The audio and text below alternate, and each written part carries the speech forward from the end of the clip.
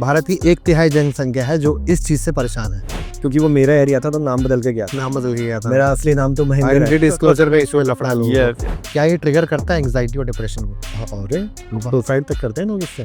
दर्द के चलते कि शर्म के चलते एंग्जाइटी डिप्रेशन के चलते दर्द, आप सोचो ना, रोज आपको ऐसा दर्द हो रहा है कि आप मोशन करते हुए डर रहे हो, खाना खाते हुए डर रहे हो। अच्छा। मतलब इतना तक अपनी वाइफ को शेयर करने के लिए लोग शर्माते हैं। उसने घर में ही सर्जरी कराई। उसने कहा एक सर्जन साहब हैं, वो घर में ही आके ऑपरेशन कर देते हैं। What? और उसमें से 10 में से 4 पेशेंट पर HIV पॉजिटिव। ओरे बाप रे। एक 8 महीने का बच्चा और एक 13 महीने का बच्चा। वो 2 बच्चे मल्टीपल सर्जरीज करा के आए थे। अब आप उसमें 1 चम्मच पीनट बटर, एक वे प्रोटीन, एक एप्पल भी काट के डाल दिया। अब आपने उसको ब्लेंडर किया और पी लिया। अब आपको क्या पता ये क्या है। नहीं, वो बाबा भगंदर जो सारे लोग बैठे हैं अंदर उनको भगाए जूमंतर। और वो ये पता क्या लिखा था, ठीक है, ठंडा खाना भी इम्पैक्ट देते हैं सब चीज़ों का। क्या भोजन, क्योंकि मैं तो गर्म भोजन खाता हूँ सर। हाँ, आयुर्वेद के हिसाब से ना बहुत ठंडा ना बहुत गर्म। You should have warm food, you should always eat. एक वीक बाद डिलीवरी थी पेशेंट की। वो she came in pen crying like anything कि मुझे कुछ भी करो, मुझे इससे बाहर निकालो। पीकू बनी, देखो कॉन्स्टिपेशन में बनी है ना, कितना बड़ा इशू है ये। कॉन्सेप्ट। मतलब पीकू तो अगर कोई देखेगा एंटरटेनमेंट से हटके तो वो बताएगा कितनी भाई क्या प्रॉब्लम है। जो लोग जी रहे हैं ना, उन्हें पूछो ना, रोज रोज के लिए स्ट्रगल कर रहे हैं वो। आज कायम चूरन, आज पेट सफा। और अगर ऊपर से उम्र दराज आदमी है, अगर कोई आदमी उम्र दराज है तो कैसे उसकी लाइफ तो परेशान है ही, परेशान, उसके आसपास जो लोग हैं बेचारे वो भी परेशान। फैमिली डिस्टर्ब्ड है। उसका मोशन साफ नहीं हुआ ना, पूरे दिन इरिटेट करता रहेगा पूरी फैमिली को। अगर पेट साफ हो गया तो पूरा दिन मजेदार। फैमिली को भी इरिटेट करेगा वो, और फैमिली को इरिटेट करने के साथ साथ वो खुद को भी परेशान करता रहेगा। प्लस उससे होता है कि जितना आपका मूड खराब रहेगा उतने आसपास के लोग काम भी नहीं हो पा रहे हैं, तुम्हारे भी नहीं हो पा रहे हैं। नहीं, वो देखो ना, जिस दिन मोशन पेशेंट आके बोलते हैं ना कि सर आज मोशन बहुत बढ़िया, आज सब बढ़िया रहा, पूरा दिन कोई गैस नहीं, ब्लोटिंग नहीं, बहुत बढ़िया सर, भूख भी बढ़िया लगी, खाना भी बढ़िया से खाया, यूरिन भी बहुत बढ़िया हुआ, है ना। लेकिन जहाँ थोड़ा सा कॉन्स्टिपेशन रहा, उसका मोशन पास नहीं हुआ, वहीं शुरू हो जाएगा सर आज तो है, पूरा दिन पूरे फैमिली को भी इरिटेट करेगा ना। आप ठीक कह रहे हो, मतलब वो अकेला इंडिविजुअल अपने आप परेशान नहीं है, वो सेंट्रलाइज्ड जो उसके चारों तरफ है वो भी परेशान। ये क्योंकि सारी समस्या, मुझे लगता है कि सारी समस्याओं का कनेक्शन तो पेट से ही है। पेट से एट द एंड। अग्नि अग्नि की रक्षा आयुर्वेद ने बोला है ना, अपनी अग्नि अगर आपकी ठीक है, डाइजेशन आपका ठीक है, तो सब कुछ ठीक है आपका। हाँ और अभी देखो ना, लेटेस्ट रिसर्च क्या बोल रहे हैं, सारे गट हेल्थ पे काम कर रहे हैं। हाँ। गट माइक्रोबायोम जितना बढ़िया गट माइक्रोबायोम रहेगा, वो माइक्रोबायोम इतना हमारे लिए इतनी हेल्प कर रहे हैं कि वो जितनी भी ऑटोइम्यून डिसऑर्डर्स हो रहे हैं उनसे बचा रहे हैं, डायबिटीज से क्या नहीं, कौन सी बीमारी से हमारे गट माइक्रोबायोम नहीं बचा रहे। बिल्कुल बिल्कुल गट बिल्कुल। माइक्रोबायोम कैसे डेवलप होंगे? जब हम अच्छा खाना खाएंगे, अच्छा लाइफ स्टाइल रखेंगे, हेल्दी लाइफ स्टाइल रहेगा। हाँ। इतने सारा ज्ञान मिल रहा है इंस्टाग्राम और फेसबुक पर कि आदमी डिसाइड नहीं कर पा रहा कि जो आपने कहा था ना कि जीवन में गुरु होना चाहिए, इतने मल्टीपल गुरु हैं। इतने मल्टीपल गुरु हैं हमारे लाइफ में। ये भी जो इन्फ्लुएंसर्स आ गए ना, अभी उन्होंने बता दिया कि जी ये आपके लिए बहुत अच्छा है। अब जैसे बताओ, कोकोनट वाटर बहुत अच्छा है, नो डाउट, बट वो ये नहीं बता पा रहे कि किसको खाना है, किसको नहीं खाना है, कितना खाना है अपनी बॉडी में। एक अवेयरनेस प्रोग्राम ये भी चला दो साथ में कि भाई मैं बता रहा हूँ, बट लास्ट में एक लाइन ये बोलते हैं, बहुत अच्छा है, दुनिया भर की सारी अच्छाइयाँ हैं इसमें, बट आपको अपने लिए सोचना है कि आपको कितना सूट कर रहा है। हाँ be cautious you start this thing. आप ये डिटॉक्स वाटर ले रहे हो, है ना, दुनिया भर की चीजें जो आप ले रहे हो बताई जा रही है, हर कोई ट्राई कर रहा है उनको, लेकिन वो ब्लाइंडली फॉलो करके खाया जा रहा है। लेकिन वो एक बार सेकंड थॉट नहीं आ रहा कि मुझे कितना फायदा कर रहा है, कितना नुकसान कर रहा है। उसको ब्लोटिंग हो रही है, दिन भर उसको सर दर्द हो रहा है, लेकिन वो एनालाइज नहीं कर पा रहा कि यार ये जब से मैंने शुरू किया है तब से मेरे साथ हो रहा है। हाँ, वो कंटिन्यू करे जा रहा है कि अच्छा है, अच्छा है, अच्छा है, सेहत के लिए अच्छा है ना। लिमिटेशन बताना बहुत जरूरी है। हाँ, बताना चाहिए। अब फाइबर फूड खाना है, लेकिन फाइबर की तो क्वांटिटी है ना, कितना आप 28 to 30 ग्राम पर डे आपको चाहिए। फाइबर फूड्स में क्या क्या आता है सर? मतलब फाइबर फूड में सारी ग्रीन लीफी वेजिटेबल, सारे फ्रूट फाइबर रिच है, हमारी आटा फाइबर रिच है ना। मतलब ग्रीन लीफी वेजिटेबल। अब क्या हो रहा है, फाइबर में वो ज्यादा खा रहे हैं। मान लो एक छोटा सा एग्जांपल फाइबर का ही ले लो। अब सबने बताया कि भाई स्पिनच और ये पालक, चुलाई, राई, ये सब खानी चाहिए, बहुत फाइबर है इनमें, फाइबर युक्त है ये। लेकिन क्या वो फाइबर आप ओवर एक्सेस में तो नहीं खा रहे? ये तो एनालाइज करना है ना आपको, पता लगा वो खा के आपको ब्लोटिंग हो रही है, आयरन रिच फूड है वो, हर कोई डाइजेस्ट नहीं कर सकता उसको। आयुर्वेद के हिसाब से तो बोला है शाकेशु फर्वरोगेशु। शाकेशु मतलब जो ग्रीन लीफी वेजिटेबल है, they tend to trigger any disease which you are suffering with in your disease. जो भी आपको एक बीमारी हो रही होगी आपको ट्रिगर कर देगी, इररेस्पेक्टिव ऑफ एनीथिंग। चाहे वो ब्लोटिंग है, गैस है, जॉइंट पेन है, डायबिटीज है, ठीक है, थायराइड है, तो आयुर्वेद तो उसको बिल्कुल रिकमेंड नहीं करता अगर हम आयुर्वेदिक थ्योरी से जाए, लेकिन किसी ने बता दिया हरे पत्ते खाओ जी, बहुत अच्छे फाइबर है। लेकिन वो फाइबर कितना आपको सूट कर रहा है, क्या आपको कोई प्री डिस्पोजिंग फैक्टर बीमारी है, क्या आप कोई बीमारी है उसमें खा सकते हो या नहीं खा सकते हो, एनालाइज तो कर लो। हाँ। कॉन्स्टिपेशन आपका इंक्रीज कर रहा है या कोलाइटिस है, आपको आंतों की इन्फ्लेमेशन इंक्रीज कर रहा है, इन चीजों को एनालिसिस करते करते खाओ ना आप। मना नहीं है, बट यू शुड, वही मैं बोलता हूँ ना पेशेंट से कि आप you become what you digest, you don't become what you eat. आपने जो खा लिया इसका मतलब नहीं आप वो बन जाओगे, जब तक आप उसको प्रोसेस, आपकी बॉडी उसको प्रोसेस नहीं करेगी, डाइजेस्ट नहीं करेगी, कैसे उसके बेनिफिट ले पाओगे। तो ऐसी वो फूड जो आप डाइजेस्ट कर पा रहे थे, आपने वो खाना शुरू किया, जहाँ आपको सुपर फूड्स के बारे में मालूम पड़ा, इन्फ्यूज्ड वाटर, ये सब के बारे में पता लगा, आपने वो सब शुरू किया, आप पता लगा वो डाइजेस्ट नहीं कर पा रहे, आपकी हेल्थ और डिग्रेड होनी शुरू हो गई। हाँ, वही चीज है। तो ओवर कॉन्शियस होने के चक्कर में भी आप, ओवर हेल्थ के एंथुजियास्ट होने के चक्कर में आप और नुकसान कर रहे हो। मतलब हाँ क्या ये पॉसिबल, ये कहना सही रहेगा कि हम उस ग्रेजुअली, जैसे अब हम लोग देखते हैं कि आज देख लिया कि भैया बॉडी को डिटॉक्स करना है तो याला पानी पी लो, ये तो बात हमने 10-10 लीटर पानी पी लिया है, हमारी किडनियां फेल होने को हो रही है, इतना वॉशरूम आ रहा है कि रोक ही नहीं पा रहे, हाँ एक्सेसिव जो हम हरकतें करते हैं। आप देखो एक बार, अब मुझे पता नहीं आपने कितना ध्यान दिया होगा, एक बार कुछ चला था खूब सारा कच्चा सलाद खाने का कॉन्सेप्ट चला था, हाँ। खूब सारा पानी पीने का कि 8 से 10 गिलास पानी पीना ही पीना है, पर किसी ने ये नहीं बताया कि आप देखते भी रहो कि आपको सूट कर रहा है या नहीं कर रहा। आजकल देखो आपको नहीं मिलेगा, स्प्राउट्स देखो, सबने बताया कच्चे स्प्राउट खाओ, खूब सारा चना भिगो के खाओ। अब आप न्यूट्रिशनिस्ट को देखोगे वो नहीं बता रहे, क्योंकि उसके साइड इफेक्ट पता लगने लगे। जब आप कच्ची चीजें खा रहे हो, आप में ब्लोटिंग, गट में इन्फेक्शन हो रहे हैं कच्ची चीजों के खाने के, आप डाइजेस्ट करने में मुश्किल हो रहा है। लेकिन जब आप, और दूसरा पेस्टिसाइड्स जा रहे हैं, हाँ। जो लेटेस्ट स्टडी बोलती है, वो अभी हम अगर पढ़ें तो उसमें पेस्टिसाइड्स अगर हम रॉ खा रहे हैं तो you are engulfing raw pesticides also उस रॉ फूड के साथ। और जहां आपने उसको कुक किया, देखो आयुर्वेद तो एकदम रॉ फूड्स के खिलाफ है, उसने कहा आपको तो आयुर्वेद टिपिकली एकदम शुरुआत से आयुर्वेद के हिसाब से what ever you eat should be cooked well. तो आप क्या कर रहे हो, बाहर की अग्नि की मदद से आप अपनी अंदर की अग्नि की मदद कर रहे हो। जो फूड बाहर कुक हो गया, जब वो अंदर जाएगा तो इजीली डाइजेस्टेबल हो जाएगा, आपकी आपकी अग्नि के ऊपर बहुत ज्यादा बर्डन नहीं पड़ा। प्रेशर नहीं है, डाइजेस्ट सिस्टम में जो जो अपन है। डाइजेस्टिव एंजाइम्स हैं उनको बहुत ज्यादा रिलीज नहीं करेगा सिस्टम की, फटाफट से क्या आ गया कच्चा। हाँ। और अब मैं जब पेशेंट को बताता हूँ भाई रॉ चीजें मत खाओ, बहुत ज्यादा रॉ सैलेड मत खाओ, ऑलरेडी आपको ब्लोटिंग है, डिस्टेंशन है, पेट में फूल रहा है, अफारा पड़ रहा है, तो आप ऐसे में कच्चे क्यों खाते हो। बोलते नहीं कच्चे तो अच्छे होते हैं पेट के लिए। मैंने कहा अच्छा, कच्चा अच्छा होता है, आप एक कटोरी में एसिड लो, आपको इतना तो पता है भाई, हम सबको पता है जब हम खाना खाते हैं एसिड बनता है, उसको गलाता है। एक कटोरी में आप कच्चा सलाद का खीरे का पीस डाल दो, कच्ची गाजर का, कच्ची चुकंदर का। एक में आप थोड़ा सा पका के सौटे किया हुआ है, थोड़ा सा स्टीम्ड, वो आप डालो, कौन सा जल्दी डिसइंटीग्रेट हो जाएगा। मैं था ऑब्वियसली जो पहले पका हुआ है एकदम से एसिड में जाएगा, तुरंत डिसइंटीग्रेट होने शुरू। Same thing is happening when we put raw vegetable inside. वो कच्चा है, एसिड बने जा रहा है, सिक्रीट हो रहा है, एंजाइम्स लगे हुए हैं, उसको चर्न कर रहा है पेट उसको। तो क्या हो रहा है, ब्लोटिंग, डिस्टेंशन, कहीं ना कहीं हमारी गट की मोटिलिटी डिस्टर्ब हो रही है, क्योंकि अनडाइजेस्टेड है वो, तो बॉडी इसको थ्रो करती है। हम सोचते हैं कि मोशन हो गया, बहुत बढ़िया, लेकिन ये नहीं सोचा कि वो रिजेक्शन हुआ है, मोशन नहीं हुआ। जो हमने कच्ची ये चीजें कैसे खाई, डिफरेंशिएट करोगे आप, रिजेक्शन है कि मोशन है? अभी आप जो पूछ रहे हो ना क्वेश्चन बहुत बढ़िया है कि मोशन हो रहा है, रिजेक्शन हो रहा है। हाँ, तो अब जैसे आप उठे और कुछ पेशेंट बोलते सर बहुत बढ़िया है जी, मैं तो उठने का भी, मेरे तो आंख ही खुलती है उससे, हाँ। मैं तो इतना बढ़िया मोशन होता है, मेरे तो वो उठाता है जी, अर्ज उठती है इतनी तेज कि पेट में दर्द उठता है, मुझे तो एकदम भागना पड़ता है, मैं तो रुक ही नहीं सकता हाँ। 1 मिनट के लिए। हाँ। वो मोशन नहीं हो रहा। हाँ।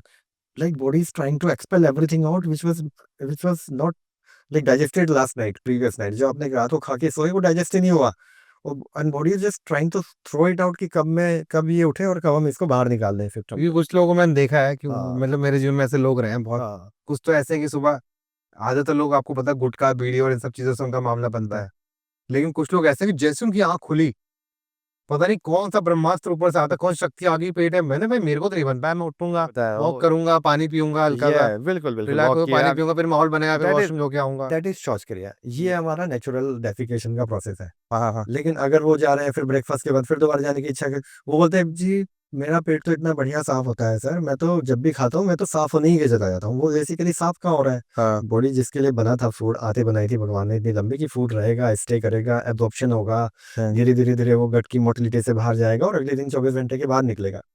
ठीक है, वो तो आपका जल्दी जल्दी निकाले जा रहा है। अब वो तो फिर केला खाता हूँ, पपीता खाता हूँ, ये कच्चा सलाद खा लेता हूँ, पपीता खा लेता हूँ और मेरा तो पेट साफ हो जाता है जी, बहुत बढ़िया हो गया। बेसिकली वो पेट साफ नहीं हुआ, आप न्यूट्रिशनल डेफिशिएंसीज की तरफ को बढ़ पड़े। हाँ। जो फूड रुकना चाहिए था वो तो स्टेप हुआ ही नहीं, हाँ। निकल गया। हाँ। है ना। हाँ, लोग ये वही वही चीजें कि ये आधे लोग, कुछ लोग तो होते हैं ना गट कि हेल्थ मैं उन्होंने अपनी इतनी डैमेज कर ली है, जिसकी वजह से फिर ये प्रॉब्लम होती है। अब क्या हुआ, हमने तो स्ट्रेन करवा दिया पूरा गादों को इतना।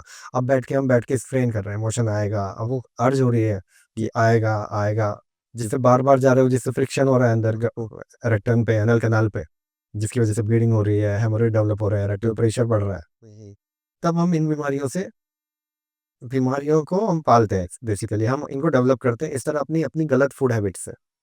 अभी जब लास्ट टाइम हम लोग वो कर रहे थे, क्या कहते हैं, अपने वीडियो पार्ट पे काम कर रहे थे, तब उस दौरान करते करते मैं ऐसे ही घर गया, तो मैं कुछ रिसर्च काम कर रहा था, तो मुझे ऐसा महसूस हुआ कि चलो वही डाइजेशन वाले पार्ट पे काम करते हैं, क्योंकि मुझे भी ऐसा होता है कि बड़ा एसिड और वैसा टाइप चल रहा था। तो मैंने चलो चेकआउट मारा था कि इतने में कितने कितने लोग हैं जो ऐसी समस्याओं से परेशान रहते हैं, और प्लस हमारा क्योंकि पाइल्स और उसका था, क्या कहते हैं, ये फिस्टुला के ऊपर चल रहा, फिस्टुला पे चल रहा था। बिलीफ से हाँ, रिलेटेड ही है। तो मैंने चेकआउट करा, मैं चेकआउट करता हूँ, तो उसका जो डेटा था वो ये था कि वही ये हैदराबाद, बॉम्बे, चेन्नई, दिल्ली, ठीक है, जितने भी आईटी हब हैं, इन सब को मिलाकर भारत की 1/3 जनसंख्या है जो इस चीज से परेशान है, या तो जिसमें वो चीजें जनरेट हो रही हैं, और या फिर वो पाइल्स और इन सब की समस्याओं से। थर्ड, वन थर्ड, बहुत बड़ा, वन थर्ड, वन थर्ड, बहुत बड़ा। One third. और जिस तरीके हर से 10 में से 3 लोग, सोचो। जिस हम बात नहीं करते सर, कि जब आप बता भी रहे थे उस चीज को लेकर कि अभी अगर हम, आपने बताया कि जब पहले हम प्रोसेस में थे, तभी होता था कि 30 साल, 40 साल, 40 साल से ऊपर वालों को ये पाइल्स की समस्याएं करती थी, ठीक है। लेकिन अब जिस तरह का लाइफस्टाइल हो गया है, क्योंकि जो भी आईटी हब वाले हैं, वही उनका दोबारा सोने का कोई वक्त नहीं है, जागने का कोई समय नहीं है, ना उनका कोई खाने का कोई समय है, उनका कुछ भी कभी भी चल रहा है। सारी चीजें ऐप पे आ चुकी हैं, जोमेटो, स्विगी, जब मंगाओ, 2 बजे मंगाओ, 3 बजे मंगाओ, 4 बजे आँख खुली ले खाने के लिए चाहिए, मंगा लिया। पहले तो लिमिटेशन थी कि ये नहीं हो सकता है, वो नहीं हो अवेलेबिलिटी नहीं सकता था, घर में है। खुद हाँ, बनाते थे, एटलीस्ट घर में कुछ तो बना रहा है वो। हाँ, ऑनलाइन अब तो ऑनलाइन प्रोसेस नहीं भी था, और हमारा सिस्टम यही था भाई ना कि हम लोग डेवलप होते होते हमने अंग्रेजी स्टाइल को पकड़ लिया, डेवलपमेंट को, कि उस तरफ बढ़े। मैंने जब अभी अस्पताल में देखा था, जो एक अभी क्लाइंट आ रखा था, तो जब करते करते पता लगा कि उसकी एज 25 साल है, और तब मैं सोच रहा हूँ, मैंने 25 साल के लड़के ने ऐसा क्या खा लिया, फिर ऐसा क्या लाइफ चल रहा होगा कि उसके अभी से इतने बड़े बड़े उसके पाइल्स। वो भी पाइल्स का वो नहीं कि टेस्टिंग के लिए है, उसको हो रखा है, उसको हुआ हुआ है, वो ग्रस्त है उस चीज से, हाँ, जिन्हें चल ही रही है समस्या। ये होने के मेन रीजंस क्या क्या है, मतलब एक तो फूडिंग पार्ट तो हो गया, इंडाइजेशन, और फूडिंग का भी बताई दो आप कि किस तरह के फूड ये ट्रिगर करता है। और कहीं ना कहीं इसमें लोगों के जो वो होते हैं, सीटिंग गेस्चर, ये आईटी वाईटी वालों का दिखा रहे हैं, तो क्या ये भी एक रीजन है, ज्यादा देर प्रोलॉन्ग लॉन्ग सिटिंग्स। सिटिंग। देखो, अगर इन तीनों बीमारियों को ही देखें, अगर आयुर्वेद के पर्सपेक्टिव से आप देखो, हाँ, आयुर्वेद में ये सब फैक्टर बताया, long sitting, long standing, horse riding, excessive car driving, मतलब मल्टीपल फैक्टर्स हैं जिनसे हम स्ट्रेन हो रहा है या इंडाइजेशन पर। लास्ट में सुश्रुत बोलते हैं विशेषतः मंदाग्नि, जब उन्होंने पूरा श्लोक डिस्क्राइब किया, सारे फैक्टर बताए, चोट लगने से और any factor, multiple factors. But जो लास्ट में वो बोलते हैं, स्टिल आई से विशेषतः मंदाग्नि, यानी जिन लोगों का डाइजेशन खराब है, जो जो फूड को ठीक से डाइजेस्ट नहीं कर पा रहे, जो प्रॉपर, अगर फूड ठीक से डाइजेस्ट नहीं होगा, प्रॉपर मोशन फॉर्म नहीं होगा, प्रॉपर मोशन फॉर्म नहीं होगा, तो पेशेंट क्या करेगा, मतलब आप जाके देर तक बैठेगा टॉयलेट में, टाइम स्पेंड करेगा, एक्सर्ट करेगा, स्ट्रेन करेगा मोशन के लिए, तो क्या होगा, इस तरह की बीमारियां डेवलप होंगी। तो कहीं ना कहीं लाइफ स्टाइल तो है, लॉन्ग सिटिंग, लॉन्ग स्टैंडिंग, बहुत जिन लोगों का जॉब है बहुत बहुत देर खड़े रहने का, जैसे आप आईटी पर्सनल है, कंटिन्यू बैठ रहे हैं, 1-1 घंटा, 2-2 घंटा, 3-3, 5-5 घंटे, सुबह से लेकर शाम हो गई, टारगेट इतने मिले हुए हैं कि उनको पूरे करने हैं। देखो, बहुत ज्यादा काम करने के लिए अगेंस्ट नहीं हुए, पर आप काम करो, बट अपनी हेल्थ को ख्याल रखने के साथ साथ आप हैं, बीच में एक ब्रेक लीजिए, आप रिमाइंडर लगाओ मोबाइल में, और हर 2 घंटे में एक बार वॉक करके जरूर आना है। अगर आप आइडल बैठे रहोगे, और वहीं बैठे बैठे, अब आपको पता है ये जो ऐप्स आ गए, आपका खाने का हेल्दी लाइफ स्टाइल नहीं, हेल्दी फूड हैबिट्स नहीं रही, क्योंकि ये ऐप आने की वजह से, जो भी मार्केटिंग ऐप्स हैं जो आपको फूड डिलीवर कर रही हैं, अब आपने वहीं एक क्लिक में, आपको भूख लगी, आपने अनहेल्दी फूड आपने मंगा लिया, प्रोसेस्ड फूड आपने मंगा लिया, इंस्टेंट है ना। ग्रेटिफिकेशन। यस, अगर वो नहीं होगा तो एटलीस्ट आदमी उठ के अपने आप कुक करेगा। अब रात को 12 बजे आप काम कर रहे हो, 1 बजे तक आप जाग रहे हो, काम कर रहे हो, अब आपको भूख लगी, तो क्या होगा, आपके पास अवेलेबल है, एक आपकी क्या बोलते हैं, कर लो दुनिया मुट्ठी में, आपकी मुट्ठी में अवेलेबल है, आपने एकदम फोन उठाया और एक ऑर्डर किया और आ गया। तो ये है ना। तो अगर आपको ये ऐप अवेलेबल नहीं होती तो आप क्या करते, उठ के एटलीस्ट आप घर का कुछ खाना बनाते, कुछ होममेड कुछ बनाते, आप एक पराठा बना लेते, आप एक रोटी बना लेते, है ना, आप दाल दाल बॉईल करके पी लेते, आप एक फ्रूट खा लेते, डेट्स खा लेते हैं कुछ। लेकिन क्या हो रहा है, हम क्योंकि हमारे पास एक्सेसिबिलिटी है तो we are landing into bad things, जिसकी वजह से बीमारियां हो रही हैं इस तरह की। हमारी फूड हैबिट्स सारी चेंज हो गई, ठीक है ना। तो ये बहुत बड़ा कारण है, जो जियो कल्चरल शिफ्ट हुआ, बहुत बड़ा कारण है हमारी बीमारियों का। आजकल यंगस्टर्स देख लेना, यंगस्टर्स क्या खा रहे हैं, कौन है हमारे आज का घर का खाना दाल चावल खा रहा है, कौन बच्चा, हाँ हाँ हाँ है ना। हाँ जेंजी देख लो, हाँ जेंजीज तो पूरा अपना ये बर्गर चाउमीन मोमो इसके पूरा अट्रैक्शन है इनको इस पे। हाँ तो ऑब्वियसली, और इसलिए यंगस्टर्स देखो, जब मैंने प्रैक्टिस शुरू कर दी 15 साल पहले, तब तब के एज ग्रुप और अब मैं 15 साल बाद आज देख रहा हूँ तो एज ग्रुप एकदम चेंज हो गया। अभी अच्छा यंगस्टर्स बहुत सारे आ रहे हैं, 20 साल के बच्चे, हाँ 20 से 30 साल के बच्चे बहुत ज्यादा फिशर पाइल्स ब्लीडिंग, पेट पेट दर्द, गैस, ब्लोटिंग, हेडेक, इन सब के साथ आ रहे हैं। और क्या इन सब के बीच में सबसे कॉमन फूड कंजम्पशन क्योंकि क्या रहा है? वही फूड कंजम्पशन, ये जो मैंने बताया, सारा सारा का सारा वेस्टर्न कल्चर का फूड, हाँ दूसरे कंट्रीज का फूड। तो आयुर्वेद में तो बोला ही है देश विपरीत, आपको हाँ बहुत देश विपरीत, बहुत अपने कंट्री से जहाँ आप रीजन में आप रह रहे हो उसके अगेंस्ट आपको फूड नहीं खाना, उसके hmm local, hmm. Eat local food which is available. ऐसा भोजन ना करें जो आपके शरीर को बिल्कुल भी सूट ना कर जो पाए। बिल्कुल सूट ही नहीं कर रहा, हमारे गट माइक्रोबायोम को नरिश नहीं कर रहा, वो फूड के लिए हमारे बैक्टीरियाज ही नहीं बने थे। वैसे तो हम लोग डाइजेशन के ऊपर बात कर रहे हैं, बट हाँ, समझ पे मैं पूछना चाहता हूँ कि ब्लीडिंग के अलावा और क्या सिम्टम्स होते हैं जो बताते हैं कि आपके बॉडी में बदलाव आ रहा है, लाइक देखो, एनी वेट लॉस और हम्म, एनीथिंग, एनी हाँ काइंड ऑफ थिंग? हाँ हाँ, अगर हम पहले एक बीमारी को लेके चलें, क्लियर करें, तो पहले पाइल्स को लेके अगर चलें, पाइल्स में जैसे मैंने बताया शुरू में ब्लीडिंग होगी, एक तो पाइल्स की ब्लीडिंग पेनलेस है, उसमें हाँ दर्द नहीं है। अच्छा ठीक, ओके अब जब तक दर्द नहीं होता हम बीमारी को सीरियसली नहीं लेते, हाँ हाँ हाँ है ना। तो अब पाइल्स में जैसे पहला ब्लड का एपिसोड हुआ, पेशेंट सोचता है कुछ गर्म खा लिया होगा जी। हाँ दूसरा, एक टैबू है सोसाइटी में, लोग डिस्कस ही नहीं करते, है ना। हाँ हाँ अब जैसे अब हम नेचर ने हमें तो सिग्नल दिए हैं, ठीक है ना, अब नेचर हमें हेल्प करने के लिए उसमें हर एक छोटा छोटा सिग्नल दिया, ब्लीडिंग एक सिग्नल है। हाँ हाँ अब मैं पेशेंट को बोलता हूँ, "भाई, क्या तुम्हारी आत्मा बाहर निकल के बोलेगी ब्लीडिंग हो रही है, इसको चेक कराओ"? आपको खुद अपनी कॉन्शियस से आपको लेना पड़ेगा। अब जैसे हम ड्राइव कर रहे हैं, अब हमारे पास सिग्नल, गवर्नमेंट ने, पुलिस ने, ट्रैफिक पुलिस ने सिग्नल लगाए। अब जैसे रेड सिग्नल लगाया तो हमें गाड़ी रोकनी है, स्पीड ब्रेकर आया तो हमें गाड़ी स्लो करनी है, तो ऐसे ही हमारे इंडिकेशंस हैं। इंडिकेशन है। हाँ अब इंडिकेशन को नहीं फॉलो करेंगे तो क्या होगा, we will land up into accident, we will land up कहीं ना कहीं हमें ब्रेकेज होगी, हमारी गाड़ी खराब होगी। तो सेम वे, अगर आपको ये सिग्नल नहीं, आप इनको ओवरलुक करोगे, तो जैसे मैं बता रहा हूँ रेड लाइट, तो blood is like a red light, आपको उस सिग्नल को कैच करना ही है। हाँ हाँ आप ये क्या कि आंख नहीं बंद कर सकते, अरे थोड़ा गर्म खा लिया था जी इसलिए ब्लीडिंग हो गई, ठीक है, वो ब्लीडिंग हो तो गई ना, that has to be taken care of. आपने गर्म खाया, ठंडा खाया, ब्लीडिंग हुई, बट ब्लीडिंग का उसके बाद आपने क्या किया उस ब्लीडिंग को ठीक करने के हाँ लिए, हाँ हाँ हाँ हाँ ठीक है ना। हाँ जी कभी कभी होती है, हाँ। पर हो तो रही है ना। कुछ ना कुछ एसेट जाहिर है यस, आपके वो जीवन से, धीरे धीरे धीरे चोर की हिम्मत बढ़ेगी, धीरे धीरे ज्यादा करेगा, बड़ा हाथ जल्दी मारेगा। जल्दी करेगा, बिल्कुल। हाँ ऐसे ही अब धीरे धीरे सिग्नल्स, आप इनको नेगलेक्ट करोगे, हम्म आगे बीमारियां और बढ़ेगी, और बढ़ेगी। तो अब पेशेंट को अब दो डर से नहीं आता, एक तो शेम, हम्म ठीक, हम्म। दूसरा टैबू जो सोसाइटी में छाया हुआ है कि ये, दूसरा बहुत बड़ा वो है, बड़ा मुझे तरस भी आता है कि दोबारा हो जाता है ये, हाँ हाँ हाँ हाँ है ना, इसलिए पेशेंट अप्रोच ही नहीं करते इन बीमारियों को लेकर के हाँ कि दोबारा हो जाती है, क्या फायदा ऑपरेशन करा के। तो मैंने कहा इसी के साथ जियोगे, अब बच्चा चलते चलते गिरता है तो क्या उसको दोबारा चलना नहीं सिखाते, इतना ही अवेयर हो जाना है अपनी बॉडी को लेकर कि अगर थोड़ा ऑपरेशन, ओपन रहना है चीजों को ओपन लेकर। रहना है, ऑपरेशन कराना है क्या, और अपनी लाइफ स्टाइल चेंज करो, क्यों होगा दोबारा। हाँ आप प्रॉपर लाइफ स्टाइल चेंज करो, आप पाइल्स को सोचो मत, पाइल्स हुआ ऑपरेशन करा दिया, पर आप इस बात पे भी ध्यान दियो पाइल्स हुआ क्यों, ऐसा मैंने क्या लाइफ स्टाइल गलत किया, उनको ठीक करो, क्यों होगा दोबारा। ऐसा and gate treated at proper place. हाँ अब जो बेसिकली क्या है ना, सारे में आप चले जाओ, इन बीमारियों के आपको रेलवे स्टेशन पे, बसों में छोटे छोटे से स्टिकर लगे हुए दिखेंगे, हाँ। और किसी बीमारी को लेके नहीं लगेंगे, इन बीमारियों को लेकर के नहीं, वो जो बाबा भगंदर जो सारे लोग बैठे हैं अंदर उनको भगाए जूमंतर। जू मंतर, और वो ये पता क्या लिखा था थे जब हम ठीक ये है, आपको इतना मतलब एक समय पर हम मजाक बनाया करते थे, हाँ, तुझे गुप्त रोग है क्या? यस, ये वो हो तो देता मजाक बन गया जब हम ट्रेन से ट्रैवल करते थे, सड़कों पे नहीं लगेंगे, हाँ, जो लोगों की खेतों की दीवार होती थी उससे उस पूरा पे लगे रहता था देखा बड़ा बड़ा। रहेगा, बिल्कुल एक बिल्कुल। तो अरे, सेक्सोलॉजिस्ट हाँ, और ये दोनों बीमारियों में जान, ना सेक्स के बारे में बात करें, वही पाइल्स के बारे में बात करेंगे। हाँ, तो ये उस मूवी में हम देखते हैं कि मैंने, अब हम तो छोटे थे समझ नहीं होता कि क्या लिखा तो रहता है ये एक कारण भी रहा ना, लोग मजाक से डरने के कि मैं हास्य पात्र ना बन हाँ हाँ जाऊं, हाँ हाँ मतलब एक्चुअल में एजुकेटेड लोग भी, जब मैंने प्रैक्टिस शुरू करी थी तो लोग नाम बदल के, एक अच्छा इंजीनियर लड़का मेरे पास आया मुरादाबाद से, तो उसके पास जो पुराने पर्चे मैंने उससे मांगे कहाँ ट्रीटमेंट लिया, तो उसका नाम वहाँ अनुज लिखा हुआ था, मुझे आज भी याद है अनुज, और उसका नाम जितेंद्र। एक पर्चे पे जितेंद्र, एक पर्चे पे अनुज। मैंने कहा "ये तो किसी और का है"। हाँ। कह रहे नहीं सर मेरा ही है, हाँ, क्योंकि वो मेरा एरिया था तो नाम बदल के गया था। नाम बदल गया था। मेरा असली नाम तो महेंद्र है। आइडेंटिटी डिस्क्लोजर का इशू है लफड़ा लोगों को। Yes, yes। तो इतना ज्यादा टैबू है इन बीमारियों को लेकर के। ठीक है। जब आप मैं अवेयरनेस के लिए बोलता हूँ, जब आप एंट्री आपकी खराब होती है तो आप तुरंत ईएनटी पे पहुंचते हो। ईएनटी मैं बोलता हूँ, ईएनटी मतलब एंट्री का डॉक्टर। जब आपकी एंट्री पे जाते हो तो आप एग्जिट वाले डॉक्टर पे क्यों नहीं जाते हो? जब आपकी एंट्री में थोड़ा सा भी गड़बड़ हुई या you reach doctor all of a sudden भी भैया ये गड़बड़ हो रहा है, जाना है।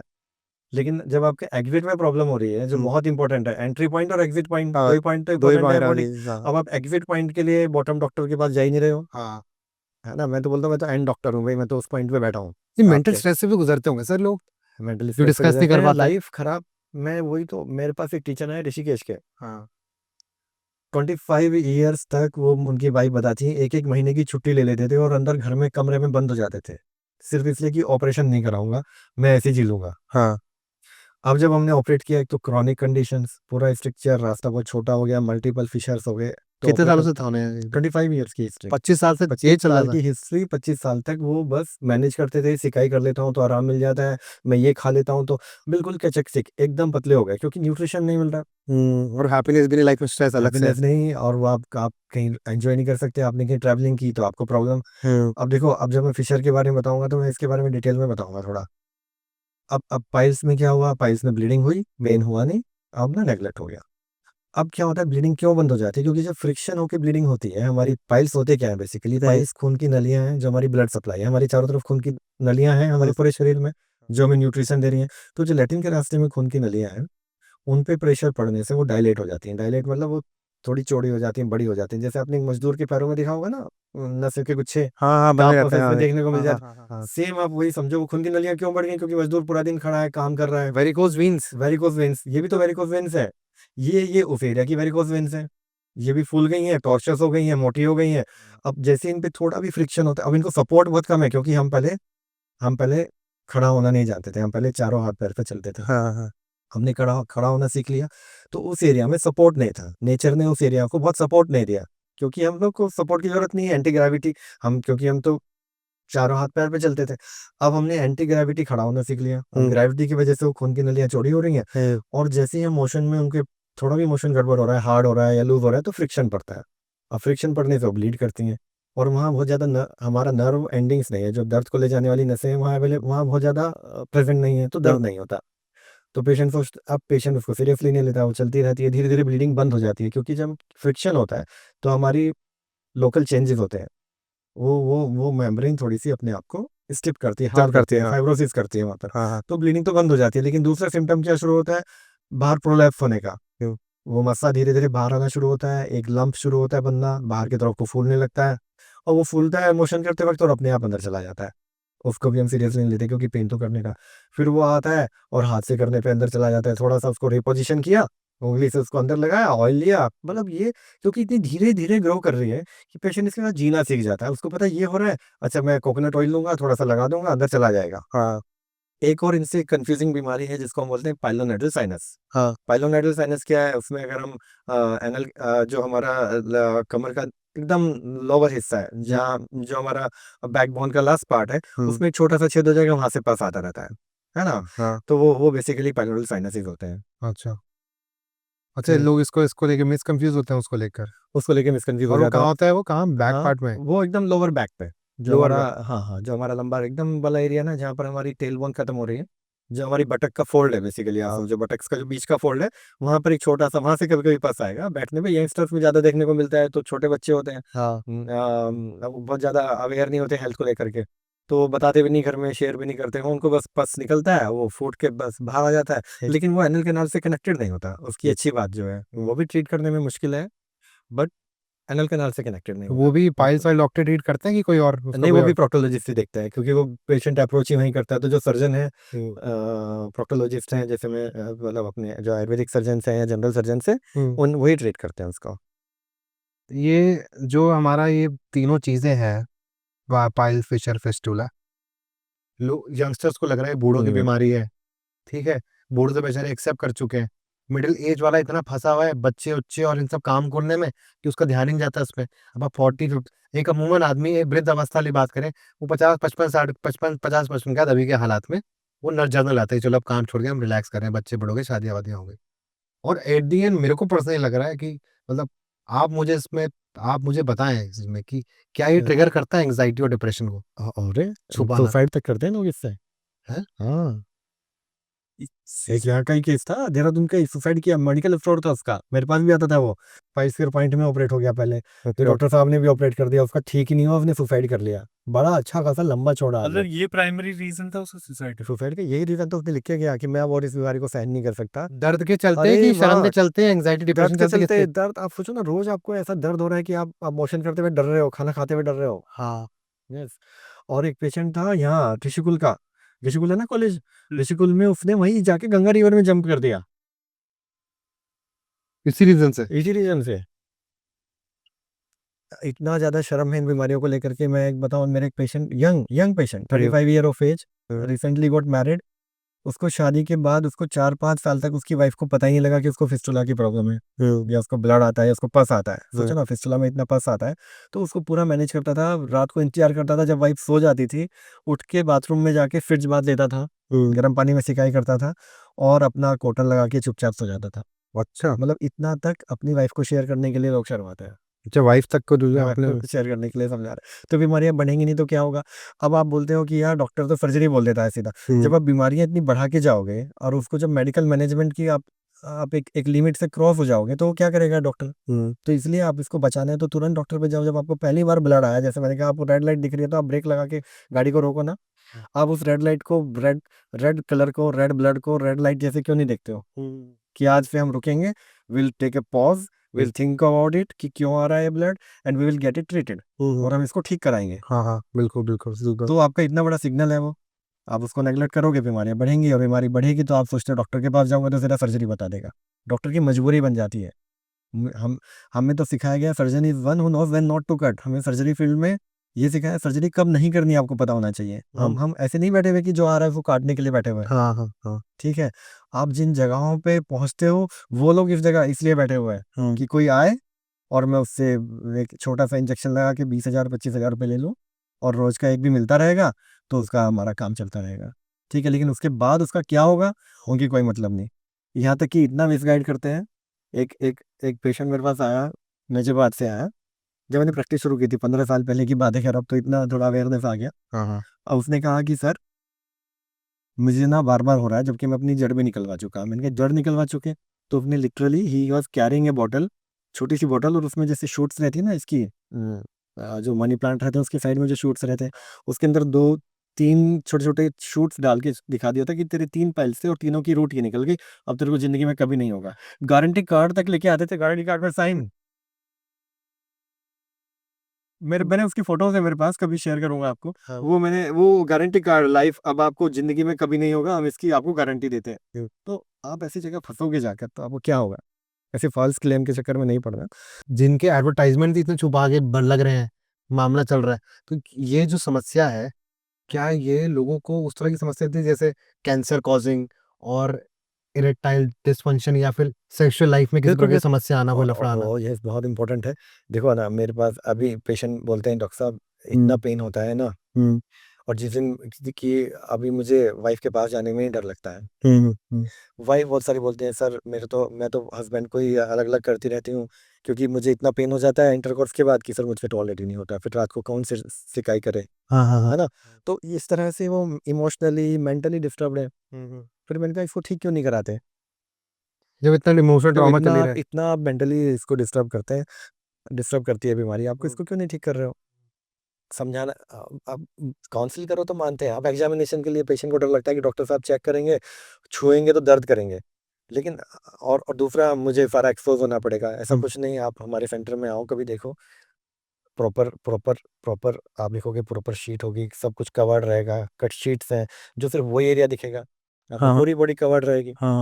पहले पोजीशन दे दी जाएगी, बहुत अच्छी पोजीशंस होती हैं जिनसे पेन नहीं होता, जैसे लेफ्ट लेटरल पोजीशन है, पैरों को पेट पे मिला दिया जाता है, एनल एरिया डायलेट हो जाता है, तब हम चेक करेंगे। और अगर बहुत ही पेशेंट बहुत पेन के साथ आ रहा है, बहुत दर्द है, बैठ भी नहीं पा रहा, उसमें उसमें हम क्यों करेंगे, है ना। जहाँ थोड़ा पेन हुआ पेशेंट को एकदम, क्योंकि पेशेंट में गोइंग टू वैसा वेगल शॉक, हमने सब पढ़ाया गया है, हमने सब ट्रेनिंग ली है, हमें पता है कहाँ एग्जामिन करना है, कितना एग्जामिन करना है, तो कोई दर्द नहीं होता। हाँ उस डर से कि अब दर्द हो जाएगा, पेशेंट नहीं आते, तो मैं कहूँगा बिल्कुल भी डरने की जरूरत नहीं है, कोई पेन नहीं होता। हम लोग भी जानते हैं दर्द क्या चीज होती है, तो हम क्यों देंगे, हाँ है ना। इवन ये भी तो उसमें कुछ सोल्यूशन भी तो होता होगा सुनवन करने का मामला। जेली रहती है, लुब्रिकेशन जेलीज रहती हैं, स्प्रेज रहते हैं, जो लोकल स्प्रेज होते हैं, अच्छा उसके बिना थोड़ी चेक करता है। हाँ हाँ तो वो एक डर से सोसाइटी को वो डर निकालना होगा और सामने आना होगा। हाँ। पर मैं आपको सच बताऊं, जो अभी आप शुरुआत में बंगाली जी वाली बात कर रहे थे ना, आधे लोगों का लफड़ा ये है कि उनको लगता है कि आयुर्वेद और बंगाली डॉक्टर एक है।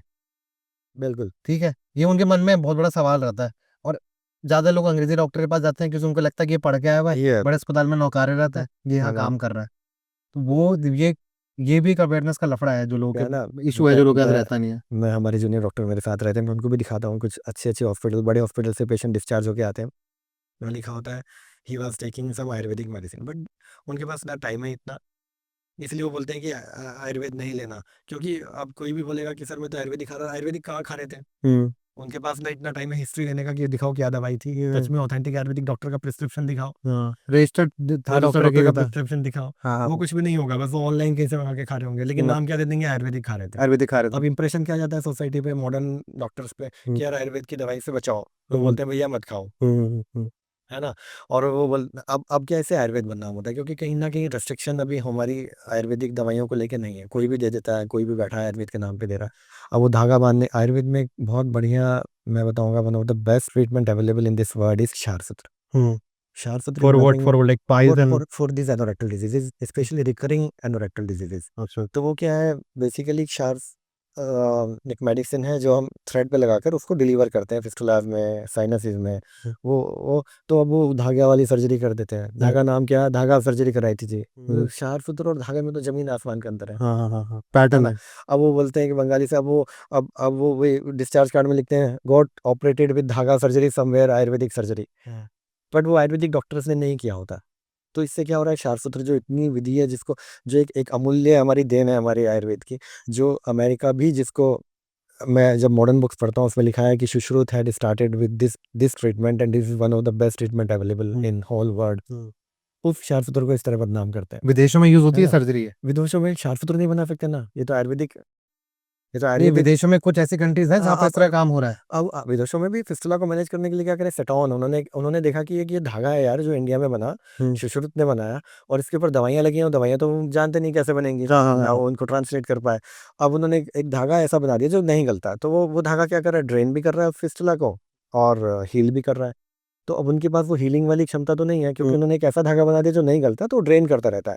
अब क्या है, जो मैंने बताया, लैटिन के रास्ते में फिस्टुला बना और बाहर ट्रैक बनते हुए आ गया, तो उसके अंदर इसको प्लेस कर दिया जाता है सेटोन को, और वो सेटोन क्या कर रहा है, ड्रेन कर रहा है बस, अब वो वहाँ पड़ा रहता है लाइफ लॉन्ग। मेरे पास पेशेंट आते हैं फॉरेन से, कनाडा से आया है लड़का, 3 जगह पे सेटोन पड़े हुए थे, बट उससे क्योंकि अनहाइजीनिक वहाँ से पस निकलता रहता है लाइफ लॉन्ग, तो विदेश में भी ऐसा इल ट्रीटमेंट चलता है। यही वाला ट्रीटमेंट चलता है कॉन्सेप्ट। लेकिन उन्होंने बताया कि concept we have taken from Sushruta, Sushruta has used a thread. But इसको इम्प्रोवाइज कर दिया हमने अपने अनुसार। नहीं, इम्प्रोवाइज नहीं किया उन्होंने उसको, वो तो कुछ भी नहीं है, वो तो एक छोटा सा कॉपी है। अच्छा इम्प्रोवाइज तो क्षार सूत्र है, अच्छा तो बस वो पड़ा रहेगा लाइफ लॉन्ग। क्षार सूत्र क्या आ गया, कट के करता हुआ 2-3 महीने में खत्म भी कर देता है बीमारी को, वो तो लाइफ लॉन्ग पड़ गया ना। अब यार किस किस पे ज्यादा काम करता है शार्प सूत्रा। क्षार सूत्र फिस्टुला के लिए है, जब हम फिस्टुला डिस्कस करेंगे तो मैं बताऊंगा इसका भी। अच्छा और अब हम जैसे अगर हम पाइल्स पे चलें, तो पाइल्स का अब पाइल्स का हम इस पे डिस्कस करें ना, पाइल्स क्यों नहीं लोग ठीक कराते, क्योंकि अब छोटा सा थोड़ा ब्लड आया और वो ठीक हो गया, फिर कुछ दिन बाद, क्योंकि जैसे जैसे फ्रिक्शन लगता रहेगा, थोड़ा फ्रिक्शन तो बॉडी फिर टॉलरेट करती रहेगी, फिर जब ज़्यादा फ्रिक्शन कभी होगा तब ब्लीडिंग होगी, तो 2-3 महीने में, 6 महीने में एक बार होता है, जब भी मौसम चेंज होगा, फूड हैबिट्स चेंज होंगी, कहीं ट्रैवलिंग होगी, प्रेशर ज़्यादा पड़ेगा, तभी ब्लीड करेगा। तो बीमारी इस तरह धीरे धीरे प्रोग्रेस करती है, और पेशेंट लैंड लैंड होता है डॉक्टर के पास जब वो बहुत बढ़ा लेता है, मतलब जब जब ब्लीडिंग रुक ही नहीं रही, जब हेमोरेड बाहर आके अंदर जा ही नहीं रहा। हाँ, तो हेमोरेड्स को, पाइल्स को हम 4, हमारी मेडिकल टर्म में हम हेमोरेड्स बोलते हैं पाइल्स को। तो पाइल्स के 4 ग्रेड हैं। ग्रेड 1 जब वो ब्लीड करता है तब हमने उसको नेग्लेक्ट कर दिया क्योंकि पेन नहीं गया। ग्रेड 2 उसमें पाइल्स बना, अंदर मस्सा बना और थोड़ा सा बाहर को आ गया, वो खून की नलियां फूल के थोड़ा सा लैटिन के दौरान बाहर को आ गई, और हमने फिर इसको अंदर कर दिया। तीसरे में अपने आप अंदर चली गई। तीसरे में क्या होता है, बाहर आती हैं और हाथ से पेशेंट को थोड़ा सा ल्यूब्रिकेशन लेकर के, वो ल्यूब्रिकेंट लेकर के अंदर पुश कर देता है। फोर्थ स्टेज में क्या होता है, वो बाहर आके अंदर जाते ही नहीं। उस दौरान वो बहुत सीवियर पेन करता है। कभी बाहर आके वो खून की नलियां फंस गई तो इमरजेंसी में लैंड होना पड़ता है, तुरंत सर्जरी, आवर्तार में पेशेंट सर्जरी कराता है। वो अब सिर्फ अवॉइडेंस जब पे उसको चलते हैं, एविडेंस भी चलता है, अवॉइडेंस के चलते एविडेंस के चलते हीमोग्लोबिन इतना कम हो जाता है। क्योंकि हैं। पेन क्या है, मैं ये बोलता हूँ कि पेन अगर ना हो तो हमारी सारी उंगलियां काट दो, आप सारे शरीर को काट दो, आराम से कटता चला जाएगा, कोई कुछ प्रॉब्लम नहीं। लेकिन क्योंकि छोट पेन है तो हम क्या है, थोड़ा सा पेन भी चुभने नहीं देते अपने आप को। हाँ हाँ ठीक। अब उस पेन को हमने, अब क्योंकि उस बीमारी में पाइल्स में पेन तो है नहीं, हाँ हाँ ठीक है ना। तो अब वो बीमारी, अब खून जा रहा है, खून जा रहा है, उसको हम सीरियसली ले नहीं रहे, तो हीमोग्लोबिन 3-4 तक पेशेंट आते हैं। अब मान लो ऐसे में बहुत सीवियर ब्लीडिंग, और जितना जितना ब्लड बह जाएगा क्लॉटिंग फैक्टर्स खत्म होते जाएंगे, ब्लड ब्लड की जमने की, थक्का जमाने की क्षमता खत्म हो जाएगी।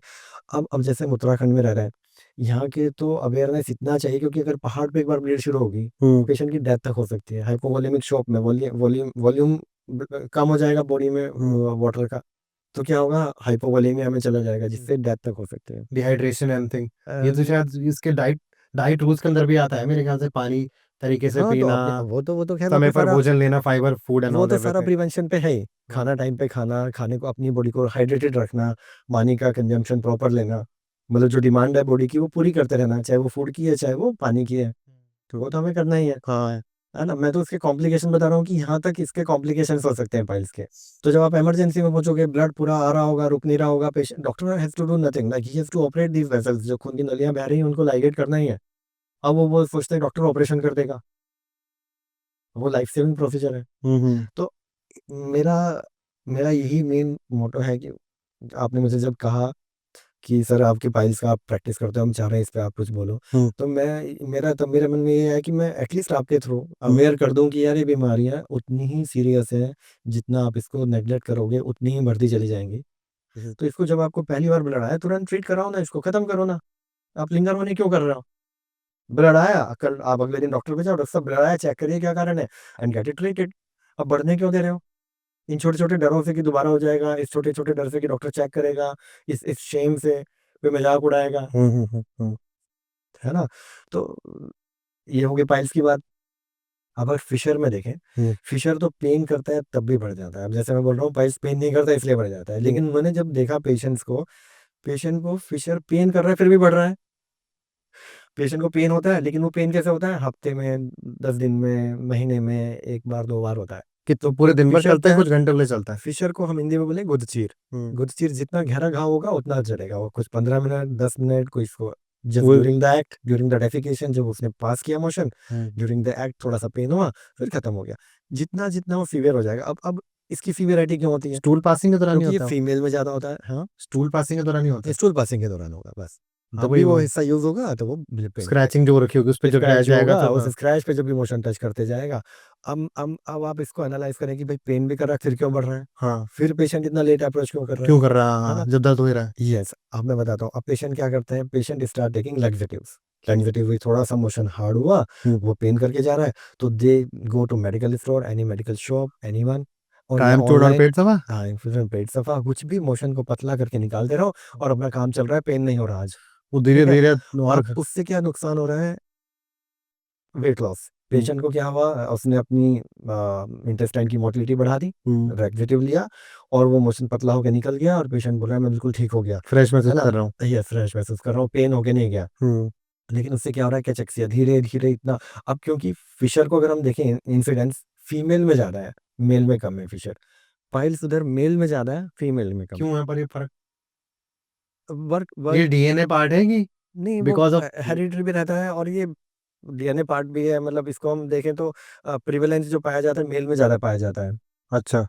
इसका पाइल्स का। हाँ फिशर्स क्या है, बहुत सारे फैक्टर हैं, क्योंकि फीमेल की, एक तो हमारी जो इंडियन फीमेल है उसमें फूड का कॉन्सेप्ट बहुत अच्छा नहीं है। किचन में वो बचा हुआ खाना खाएंगी, हाँ हाँ कहीं खराब ना हो जाए, रात का खाना सुबह खाएंगे, पहले अपने बच्चों को खिलाएंगे, पति को खिलाएंगी, फिर लास्ट में खाएंगे। हाँ। जब लेटेंसी ठंडा आ गई खाना वक्त पे, हाँ। जब ठंडा खाना हो जाएगा तब वो खाना शुरू करेंगे उसको, देखिए ठंडा खाना है भी ना। इम्पैक्ट देता है इन सब चीजों का। बिल्कुल क्या भोजन, क्योंकि मैं तो आप गर्म भोजन खाता हूँ सर। हाँ हाँ, आयुर्वेद के हिसाब से ना बहुत ठंडा ना बहुत गर्म, you should With have mild। Warm food, you should हाँ ऑलवेज ईट। हाँ अब वो ठंडा दोबारा गर्म करके खाएंगी, जिससे और न्यूट्रिशनल वैल्यू फूड की कम हो, हाँ देखो ना, फीमेल्स लेडी इंडियन फीमेल्स का हीमोग्लोबिन भी कम रहेगा, उनके विटामिन B12 भी कम रहेंगे, आयरन भी कम रहेगा। इसलिए देखो ना, प्रेगनेंसी के दौरान उनको आयरन खिलाना पड़ रहा है। आयरन खिलाने के वजह से अब वो आयरन गोली उनकी चलनी शुरू हो जाती है। आयरन खाने की वजह से, कैल्शियम खाने की वजह से उनको कॉन्स्टिपेशन होती है। कॉन्स्टिपेशन होने की वजह से उनको प्रेगनेंसी के दौरान ये बीमारियां जरूर सफर करती हैं, या तो किसको पाइल्स डेवलप हो जाते हैं, फिशर तो बहुत कॉमनली डेवलप हो जाता है। अच्छा तो प्रेगनेंसी एक बहुत बड़ा कॉज है। जब क्या कि अब क्या है, बेबी ग्रो कर रहा है तो खून की जो नीचे नलियां हैं उन पे प्रेशर पड़ा, जिससे वो नीचे फूल गई, तो हेमोरेज डेवलप हो गए। आयरन और ये सब खाने से कॉन्स्टिपेशन हुआ, जिसकी वजह से हार्ड स्टूल हुआ और वो छिल के चला गया। तो डिलीवरी के बाद पोस्ट ये लोग बहुत समस्या झेलते हैं। पोस्ट डिलीवरी बहुत सारे पेशेंट आती हैं, आप विश्वास नहीं करोगे, मैंने अभी अभी लास्ट मंथ डिलीवरी की 1 महीना उसकी फुल टर्म में एक वीक बाद डिलीवरी थी पेशेंट की, वो she came in pen crying like anything, कि मुझे कुछ भी करो, मुझे इससे बाहर निकालो। अच्छा, और क्या फिस्टुला का पेशेंट इतना पेनफुल है। और लेकिन उन लोगों ने क्योंकि वो पेन को तब ध्यान नहीं दिया, अब मोशन जब हार्ड हो गया, अब इसकी पैथोलॉजी को अगर समझे, पाइल्स फिशर क्या करता है, रास्ते को धीरे धीरे छोटा करता है। जैसे हमारी आंख में कुछ गिरे तो हमारी आंख बंद हो जाती है, दिस इज नेचुरल फिनोमिनन। तो जैसे ही वो इतना सेंसिटिव एरिया है जहाँ पर वो घाव बनता है एकदम एग्जिट पर, अब छोटा सा घाव बना, छोटा स्क्रैच पड़ा, लेकिन उसने रास्ते को किया बंद। अब क्या हुआ, हमारा एनल कैनाल हो गया थोड़ा स्टेनोसिस छोटा। अब जब मोशन पास कर रहे हैं तो वो पेन करते हुए जाता है, जिसके लिए हम ले लेते हैं लैक्सेटिव। अब लैक्सेटिव लेके मोशन ठीक होता है। अगर आप फिशर के पेशेंट से बात करोगे तो वो बताएंगे कि सर कभी कभी कब्ज होती है, वैसे मोशन ठीक रहता है, और तो मैं दवाई ले लेती हूँ, या मुझे कुछ कभी बाहर एंटीबायोटिक खानी पड़ गई, किसी बीमारी के लिए मुझे कोई दवाई खानी पड़ गई तो ही कब्ज होती है, या मैं कहीं शादी का खाना खा ली तो कब्ज होती है। बेसिकली वो कब्ज नहीं होता, उनका मोशन थोड़ा सा बॉबल थोड़ा सा ठीक होता है, जिसकी वजह से रास्ता कहीं ना कहीं छोटा पड़ जाता है, टाइटनिंग और वो सब चीजें क्योंकि फिशर ने उसको टाइट पकड़ के रखा हुआ है। अब आपने बाहर का खाना खाया, मोशन हुआ मोटा, अब जैसे ही आपने मोशन वहां पास हुआ तो उस छोटे रास्ते से गुजर के गया, जिससे वो उसको पेन करते हुए चला गया। अब उनको कब्ज के कारण मिलते हैं। डॉक्टर साहब बिल्कुल बढ़िया थी, लेकिन मैं तो अभी ट्रैवल करके आई और एक शादी अटेंड करी, उसके बाद थोड़ी सी कब्ज, तभी तभी दर्द हुआ, नहीं तो नहीं हुआ। अब मैं बोलता हूँ दर्द हो कब से रहा है, हाँ वो तो 4-5 साल से होता है, पर जब कब्ज होता है तभी होता है। बेसिकली वो कब्ज नहीं हो रही होती, वो रास्ता छोटा पड़ गया होता है। जैसे मौसम चेंज हुआ, फूड हैबिट्स चेंज हुए, तो मोशन का बल्क चेंज होगा। अब जब स्टूल का बल्क चेंज हुआ तो रास्ता थोड़ा छोटा पड़ गया और छिल के चला गया। अब उस टाइम वो उस दौरान 1 वीक 10 दिन तक वो लैक्सेटिव लेते हैं, मोशन पतला पतला करते हैं, बॉडी उसको हील करती है, गर्म पानी में सिकाई करते हैं। दे लिव विद दिस, उनको इसके साथ जीने की पूरी आदत पड़ गई। धीरे धीरे करके अब वो जानते क्या मुझे करना है, मुझे सिकाई कर लेनी है, मुझे खाने में ये चीजें छोड़ देनी है जिनसे मोशन हार्ड हो रहा है, और मुझे लैक्सेटिव ले लेने हैं, और पतला पतला करके निकालूंगी, मैं थोड़े दिन में ठीक हो जाऊंगी। फिर 5-6 3 महीने 5-6 हफ्ते 1-2 महीना वो ठीक रहेंगे। फिर कितना आप कंट्रोल करोगे, सोशल सर्किल है, आपको कहीं बर्थडे में जाना है, कहीं पार्टी में जाना है, ट्रैवल करना है, दूर जाना है, और नेचर से तो आप बच नहीं सकते, मौसम तो चेंज होगा। जब फूड हैबिट्स एक मौसम की दूसरे मौसम में जब आप खाना चेंज होगा, तो आपको कहीं ना कहीं वो एपिसोड आएगा। तो इस तरह वो जीवन बिता देते हैं अपना। अब धीरे धीरे जहाँ एक कट लगता है, वहां पर एक टैग डेवलप होता है, जिसको हम बोलते हैं सेंटिनल टैग। अंदर के घाव की किनारियां बढ़ के बाहर को आ जाती हैं। अब जब वो बहुत अनटॉलरेबल हो जाता है तो वो जाते हैं किसी डॉक्टर के पास। सारी कर्म कांड करने के बाद सब कुछ खराब करने अभी भी अच्छे डॉक्टर पे नहीं जाते ना वो। अब वो जाते हैं क्वैक के पास। क्वैक क्या करेगा, उसको बाहर का मस्सा दिखा, उसने वो बाहर का मस्सा काट दिया, क्योंकि वो बाहर की स्किन बढ़ी थी जो इतने सालों में बढ़ी थी, आपने उसको झटके में हटा दिया। थोड़ी दिन आपको अच्छा लगा, हाँ मेरा मस्सा मुझे जो महसूस होता था अब नहीं हो रहा। कुछ दिन ठीक कर फील किया, 15 दिन बाद 20 दिन बाद जब वो घाव भरता है और रास्ता फिर से छोटा होता है, तब पेशेंट को लगता है यार ये तो सर्जरी कराए कोई फायदा नहीं हुआ। तब वो आते हैं, तब वो जाते हैं। और वो एक्चुअल सर्जरी होती भी नहीं है, अधूरी सर्जरी हुई, अधूरा अधूरा कर रहे हैं वहाँ। वो तो जो फिशर की वजह से टैग बना वो रिमूव हुआ, फिशर तो अंदर छिपा हुआ रह गया ना, वो फिर डेवलप होता है। तब वो आते हैं, तब मेरे पास किसी डॉक्टर के पास तब हो जाते हैं कि यार डॉक्टर साहब ये फिशर। तो this is the whole story of fissure. कहोगे ये पूरी स्टोरी फिशर के साथ, फिशर के मरीज के साथ ये हो रहा है, पाइल्स के मरीज के साथ मैंने बता दिया। और हाँ, अब मैं एक बताऊं, अभी एक पेशेंट मेरे पास आया बिजनौर का, उसने घर में ही सर्जरी कराई। उसने कहा एक सर्जन साहब है, वो घर में ही आके ऑपरेशन कर देते हैं, हमारे रिश्तेदारों को किया, 10-15 लोग तो ठीक हो गए सर, मैं ठीक नहीं हुआ। बेसिकली वो क्या करते हैं, जिनको छोटी मोटी प्रॉब्लम है वो ठीक हो जाएंगे, जिनको लगता है कुछ ओवर कॉन्शियस होते हैं, थोड़ा सा प्रॉब्लम हुई, बंगाली को किसी भी डॉक्टर को दिखाया, अब वो थोड़ा कुछ किया, वो ठीक फील कर दिया। अब ऐसे में जिसको सच में प्रॉब्लम है वो फंसता है। कुछ वैसी भी चीजें जो ऐसे जो क्वैक ऑपरेशंस हैं, इसमें सैनिटेशन ऑब्वियसली बिल्कुल, देखो ना, यस, अभी क्या है ना, कितने पेशेंट मेरे पास आए जो कहीं कहीं ऑपरेट कराए, कोई रुद्रपुर कहीं अलग अलग जगह से है, और उसमें से 10 में से 4 पेशेंट पर HIV पॉजिटिव। ओरे बाप, 4 of patient were HIV positive because of this. अब ये पता नहीं कहाँ से वो क्रॉस इन्फेक्शन हुआ है बट कितना आप सोचो ना अवेयरनेस आप क्यों ऐसी जगहों पे जा रहे हैं जहाँ प्रॉपर ऑटोक्लेविंग नहीं हो रही इंस्ट्रूमेंट को कितना इंस्ट्रूमेंट की मिस हैंडलिंग हो रही है एक इंस्ट्रूमेंट दूसरे पे लग रहा है एक ही तीसरे पे लग रही है आपको क्या मालूम है और उनको क्या एजुकेटेड है वो उनको क्या क्रॉस इन्फेक्शन के बारे में पता भी है जो सर्जरी कर रहा है बिल्कुल क्योंकि कहीं ना कहीं वो जब कट करें ब्लड तो आ रहा है और वो ब्लड से क्रॉस इन्फेक्शन तो हो रहा है ना और उसके बाद आपने स्टेरॉइड और कुछ पेशेंट को देखता हूँ तो उनके वायरल मार्कर्स भी नहीं हुए होते हैं बस एक सीबीसी एक रैंडम ब्लड शुगर करा देते हैं कहीं कहीं तो कुछ भी नहीं कराते सीधा सर्जरी सीधा ठीक है ना अब आपने किसको क्या इन्फेक्शन फैला दिया आगे आपको क्या पता है एक फिस्टुला का ऐसी पेशेंट आया था बड़ा अच्छा पेशेंट जब उसका देखा HIV पॉजिटिव बड़ा बेचारा बड़ा बड़ा ही भटका हुआ था बड़ा ही इस तरह की मतलब अब इसमें गलती तो हमारी है ना हम लोग गलत जगह पे सर्विस लेंगे तो हमें तो गलत ही बिल्कुल बिल्कुल और HIV का तो आदमी मायूस हो जाता है क्योंकि ये तो लाइफ टाइम यस HIV नहीं HIV है HbA-CG है वायरल इन्फेक्शन है मल्टीपल वायरल इन्फेक्शन है जो आते हैं तो एक तो क्रॉस इन्फेक्शन जैसा अभी शावल ने मुझे बहुत अच्छा क्वेश्चन है बहुत अवेयरनेस की जरूरत है भाई आप जाओ आप कराओ उनसे सर्जरी में मना नहीं कर रहा हूँ बट एटलीस्ट उनका ऑपरेशन थिएटर देख लो आप उनके इंस्ट्रूमेंट में ऑटोक्लेव के डॉक्टर साहब आप कहाँ इनको वो करते हो स्ट्राइल करते हो डॉक्टर साहब आपकी शीट्स स्ट्राइल कैसे हैं डॉक्टर साहब आपके ग्लव्स कौन से हैं आप इतना तो देख लो ना कौन कौन सा सवाल है आप एक जिसके एजुकेटेड लोग आप ये सब चीजें अब देखते मान अपने के चलिए शरीर अगर से आप इसको बताना चाहें कि कोई एजुकेटेड है चाहे ग्रामीण क्षेत्र का है अब हर एजुकेटेड आदमी को तो ऐसा नहीं ना हर आदमी पढ़ा लिखा है कुछ लोग बेचारे रिमोट एरिया में रहता है जानकारी बिल्कुल नहीं रखते तो ऐसी कोई 2 से 3 इंपॉर्टेंट चीज बताओ कि जब भी वो किसी सेंटर पे जाए तो सबसे पहले उनको उन चीजों को देखना है चाहे वो इंस्ट्रूमेंट हो एजुकेशन हो या फिर एरिया वाइज हो क्या व्हाट सबसे पहले तो आप किसी के आप जिस भी डॉक्टर के पास जा रहे हो आप उनकी डिग्री देख लो whether this doctor is train for this surgery या दिस ट्रीटमेंट और नॉट अच्छा ओके पहला आप कितने भी अनएजुकेटेड हो आज के टाइम पे इतने अनएजुकेटेड तो नहीं हो ना आपकी आप डिग्री नहीं देख सकते नहीं कुछ कुछ ग्रामीण क्षेत्र के लोग हैं ना सर आप बता रहे हैं जैसे अब बेचारे होगी समस्या उससे क्या करें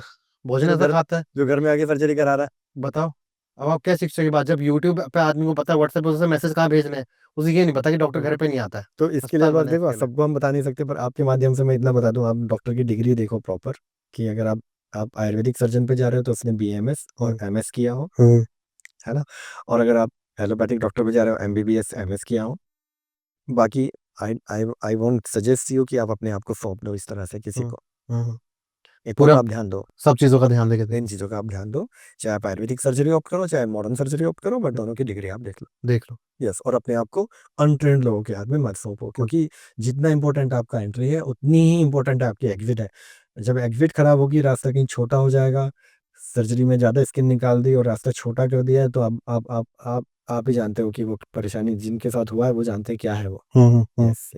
अभी एक केस अगर मैं बताऊं दिल दहलाने वाला एक छोटा सा फिस्टुला एक पेशेंट को सहारनपुर का पेशेंट था मेरे एक बहुत अच्छे PCS ऑफिसर मेरे टीचर हैं उन्होंने मुझे बायोलॉजी पढ़ाई अभी आज उत्तराखंड गवर्नमेंट में PCS ऑफिसर है उनका फ़ोन आता है ललित यार एक पेशेंट है मेरे बहुत क्लोज है देख उसके साथ बहुत बड़ा वो हुआ है उसने कहीं शारसूत्र कुछ करा लिया है और वो अब तू भी शारसूत्र करता है ललित मैं चाह रहा हूँ तू एक बार देख ले उसको तो मैंने कहा शारसूत्र कहाँ कराया कह रहे नहीं ये नहीं पता कहीं वो बंगाली पे करा के आया अब उसकी हालत ये है कि वहाँ से सहारनपुर से इसको हायर सेंटर रेफर करें PGI भेज रहे हैं या बोल रहे हैं एम्स चले जाओ है ना तो मैंने कहा सर आप एक बार मेरा नंबर दो मैं बात करना चाहूँगा तब पेशेंट तो बात करने की स्थिति में नहीं था उसकी सिस्टर ने मुझसे बात की कि सर इसने कहीं जाके एक्टिवा पे गया था अच्छा खासा ऑपरेट कराया और 2 दिन में इसकी ये हालत हो गई कि पूरी बॉडी पे सूजन आ गई और इसको फीवर आ गया और जब हमने इसको यहाँ मेडिकल कॉलेज में एडमिट किया तो उन्होंने कहा कि भाई अब तो हम इसका या तो कहीं और ले जाओ नहीं तो हम इसका पेट काट के रास्ता बनाएंगे नीचे क्योंकि लैटिन नीचे इतनी भर रही है कि फारे में लीक हो रही है और वो इन्फेक्शन क्रिएट कर रहा होगा इन्फेक्शन बाहर निकलने का रास्ता मिल नहीं रहा यस अब उसके साथ हुआ क्या था कि वो कहीं चला गया जहाँ उसको शारसूत्र कराने के अपनी तरफ से तो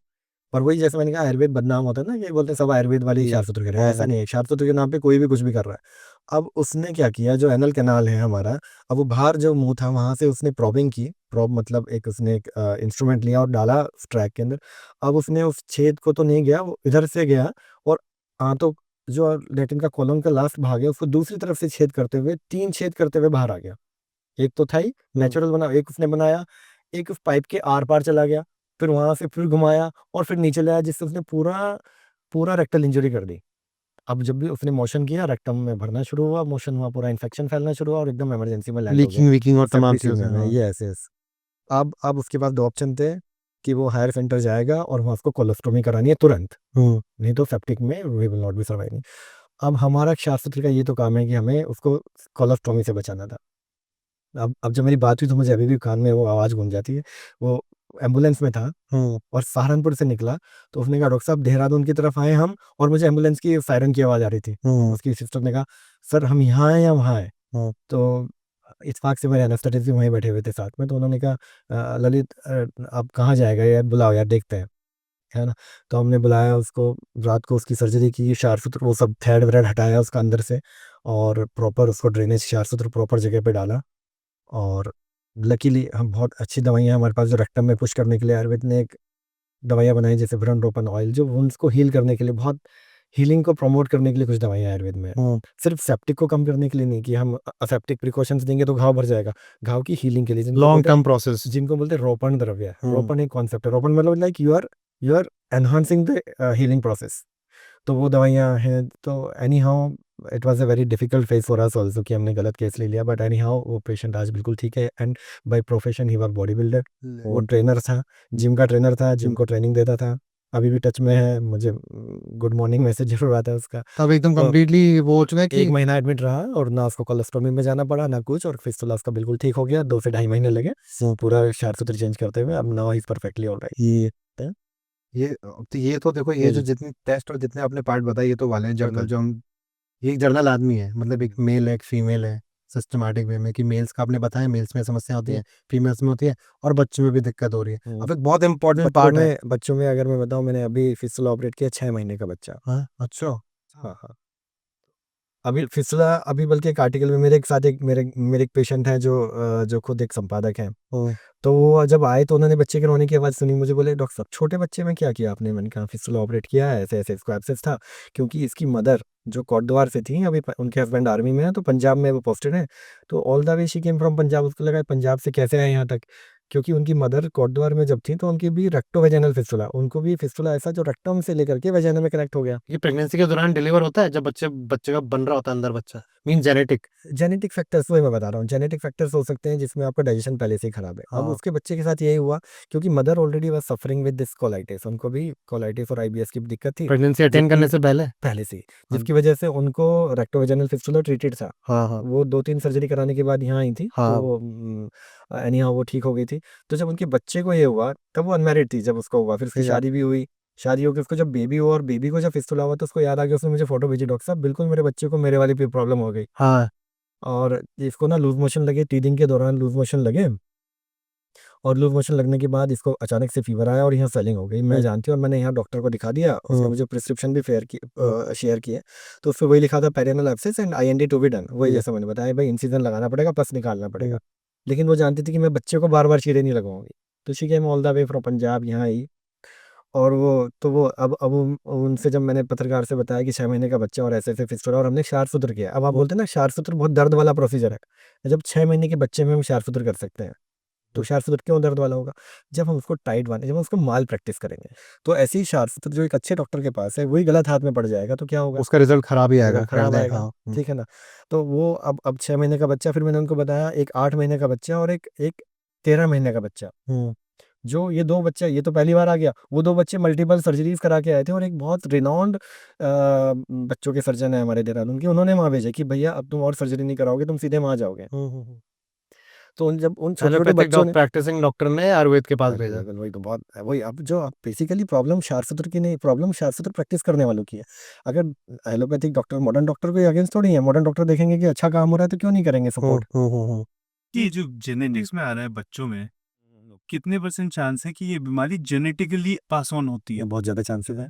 वही जैसे मैंने अभी एग्जांपल बताया, मदर ऑपरेट हुई, अब मैं देखता हूँ बहुत सारे फादर अपने बच्चों को लेके आते हैं, उनके फादर को भी पेट की प्रॉब्लम है, अब अपने बच्चा के अपने फादर को लेके आ रहा होता है, बच्चा क्या मतलब वो सन उनका अपने साथ बैठा हुआ है। पेरेंटल हिस्ट्री पूछते हैं वैसे आप? पेरेंटल हिस्ट्री बिल्कुल पूछी जाती है इसमें, ये any surgical, any history, any parental history, उनके हाँ, पेरेंट्स तो पेरेंट्स के बहुत से, अगर मैं 10 में पूछूं 8 या 9 बोलते हैं हाँ पापा को कभी सर्जरी हुई थी सर पाइल्स की, उन्होंने बहुत पहले 1980 में ऑपरेट कराया था, कहीं आर्मी में ही ऑपरेट कराया था, किसी ने कराया था, तो हिस्ट्री मिलती है मिलती कहीं ना मिलती कहीं है। चांसेस और रहते हैं। क्योंकि ना सिर्फ पाइल्स नहीं, देखो पाइल्स क्या है, एक वो खून की नलियाँ कभी कभी कमजोर होती हैं हमारी, जब हमने चलना सीखा तो कुछ लोगों में तो वो स्ट्रॉन्ग डेवलप हो गई, नेचर ने उसको अपने आप, कुछ लोगों में वो आनुवांशिक ही जैसी थी वैसी की वैसी वो चलती रहेगी। लूज ही रह गए, हाँ तो हाँ वो हाँ। आनुवांशिक वो लूज होती हैं जल्दी, थोड़े से स्ट्रेन पड़ने पे, देखो दूसरे लोग बैठ बैठ के स्ट्रेन लगा रहे हैं लेकिन उनको तो पाइल्स नहीं हो रहा, एक थोड़ा सा स्ट्रेन लगा रहा है तो पाइल्स में कन्वर्ट हो गया। हाँ हाँ जी जी। दूसरा जो डाइजेशन है कहीं ना कहीं वीक है, जैसे फादर का डाइजेशन होता है, अब जैसे कोई, अभी आज की बात बताता हूँ मैं, मॉर्निंग में एक संत महाराज जी हैं ऋषिकेश के, अपने फादर को लेके आए, तो उनके फादर जो जो चीज़ें बता रहे थे वो मुझे बोले सर ये सब तो मेरे साथ भी हो रहा है। मैंने कहा देखो पापा से अवेयर हो जाओ, पापा ने तो नेग्लिजेंस की, आज ब्लीडिंग, कल रात से ब्लीडिंग हो रही थी, सुबह इमरजेंसी में आप लाए, आपके साथ ये नहीं होना, आप आज से ही अपनी डाइट ठीक कराओ, मैं आपको पूरा गाइड करूंगा, तो आप यहीं प्रिवेंट कर लोगे। आप क्यों लैंड हो गए उसमें, तो कहीं ना कहीं देखो ये जो हेरिडिटरी फैक्टर है ये तो है, बिल्कुल है। ओके। ये देखने को में मिलता है, प्रैक्टिस में देखने को मिलता है, आप हिस्ट्री लेते हैं तो मिलता है, मदर में या फादर में किसी में क्या होता है, और जहाँ मदर फादर दोनों में प्रॉब्लम है तो बच्चों में चांसेस और ज्यादा है। एक अलग किस्म के हम्म हमारे यहाँ पर लोग हैं हम्म जिसमें काम हो नहीं पा रहा है, वो है हमारे जैसे सेक्शन 377 सेटिस्फाइड हुआ अननेचुरल ऑफेंस। ठीक है, उसमें ये आज़ादी दी गई कि आप सेक्सुअल रिलेशन और इंटरकोर्स कर सकते हैं, आपको जीवन का अधिकार है, आप इस तरह कर पा रहे हैं। ठीक है फाइन, लेकिन मेरे पर्सनल निजी तौर पे मानना है कि मैं इस चीज़ के खिलाफ नहीं हूँ, क्योंकि अब इसमें ट्रांसजेंडर्स भी आ गए, इसमें वो लोग भी आ गए जिनको लोगों ने अधिकार दिए भी है कि ठीक है एक मेल मेल के साथ कर सकता है, फीमेल फीमेल के साथ कर सकता है, लेकिन नेचर ने हमें लॉ नहीं दिया।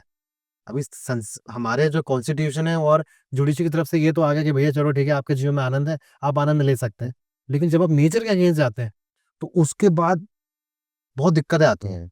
ऐसे केस हैं आपके पास? बिल्कुल है, देखो ये बहुत ही नेग्लिजेंस नेग्लेक्टेड फील्ड है, हाँ, इसको तो किसी ने टच ही नहीं किया, क्योंकि बहुत अच्छा क्वेश्चन है जनरल लाइफ में भी लोग ट्रांसजेंडर्स को नहीं पकड़ रहे वही हैं, कोई वही नहीं पकड़ मुझे रहा, भी लगता है ना कि ट्रांसजेंडर्स ना ही सेम सेक्स करने वाले जो कंपैरिजन मेल मेल को कर रहा है, हाँ और क्योंकि उनका कोई ऑप्शन तो है नहीं, वेजाइना वाला पार्ट तो है नहीं, आपको पीनस और एक दूसरे वाले पार्ट का वो अननेचुरल करना वही आपको अननेचुरल जाना ऑफेंस में आना पड़ेगा पड़ेगा, आपको। Yes yes. उसके डिसएडवांटेज और इश्यूज क्या है, उसके क्या कंटामिनेशन प्रॉब्लम, या फिर किस तरह के? बिल्कुल देखो उससे मल्टीपल, मैं आई कम अक्रॉस सच पेशेंट, अगर 15 साल हो गए तो मैं अभी तक, मुझे लगता है काफ़ी पेशेंट के लिए 50 के करीब तो मैं आया हूँ, जिनको जिनका ये वाली प्रैक्टिसेस हैं, पता लग जाता है, उनकी एनल टोन ख़त्म हो गई होती है, और कुछ पेशेंट आए जिसमें वो उनको वायरल, अभी रिसेंटली मैं लास्ट मंथ की बात बताऊँ, एक लड़का है 25 ईयर्स का, जिसको HIV पॉजिटिव, उसको वायरल वार्ड्स, चारों तरफ वायरल वार्ड बने हुए, उसको पाइल्स समझ के कहीं पाइल्स की दवाई खा रहा था। जब मैंने देखा तो वायरल इन्फेक्शन, जिसको हम बोलते हैं कॉन्डाइलोमा एक्यूमिनेटा, एक कंडीशन होती है जिसमें वायरस के इन्फेक्शंस, तो जैसे HPV virus, human papilloma virus आके चारों तरफ वो एक ग्रोथ बना देता है।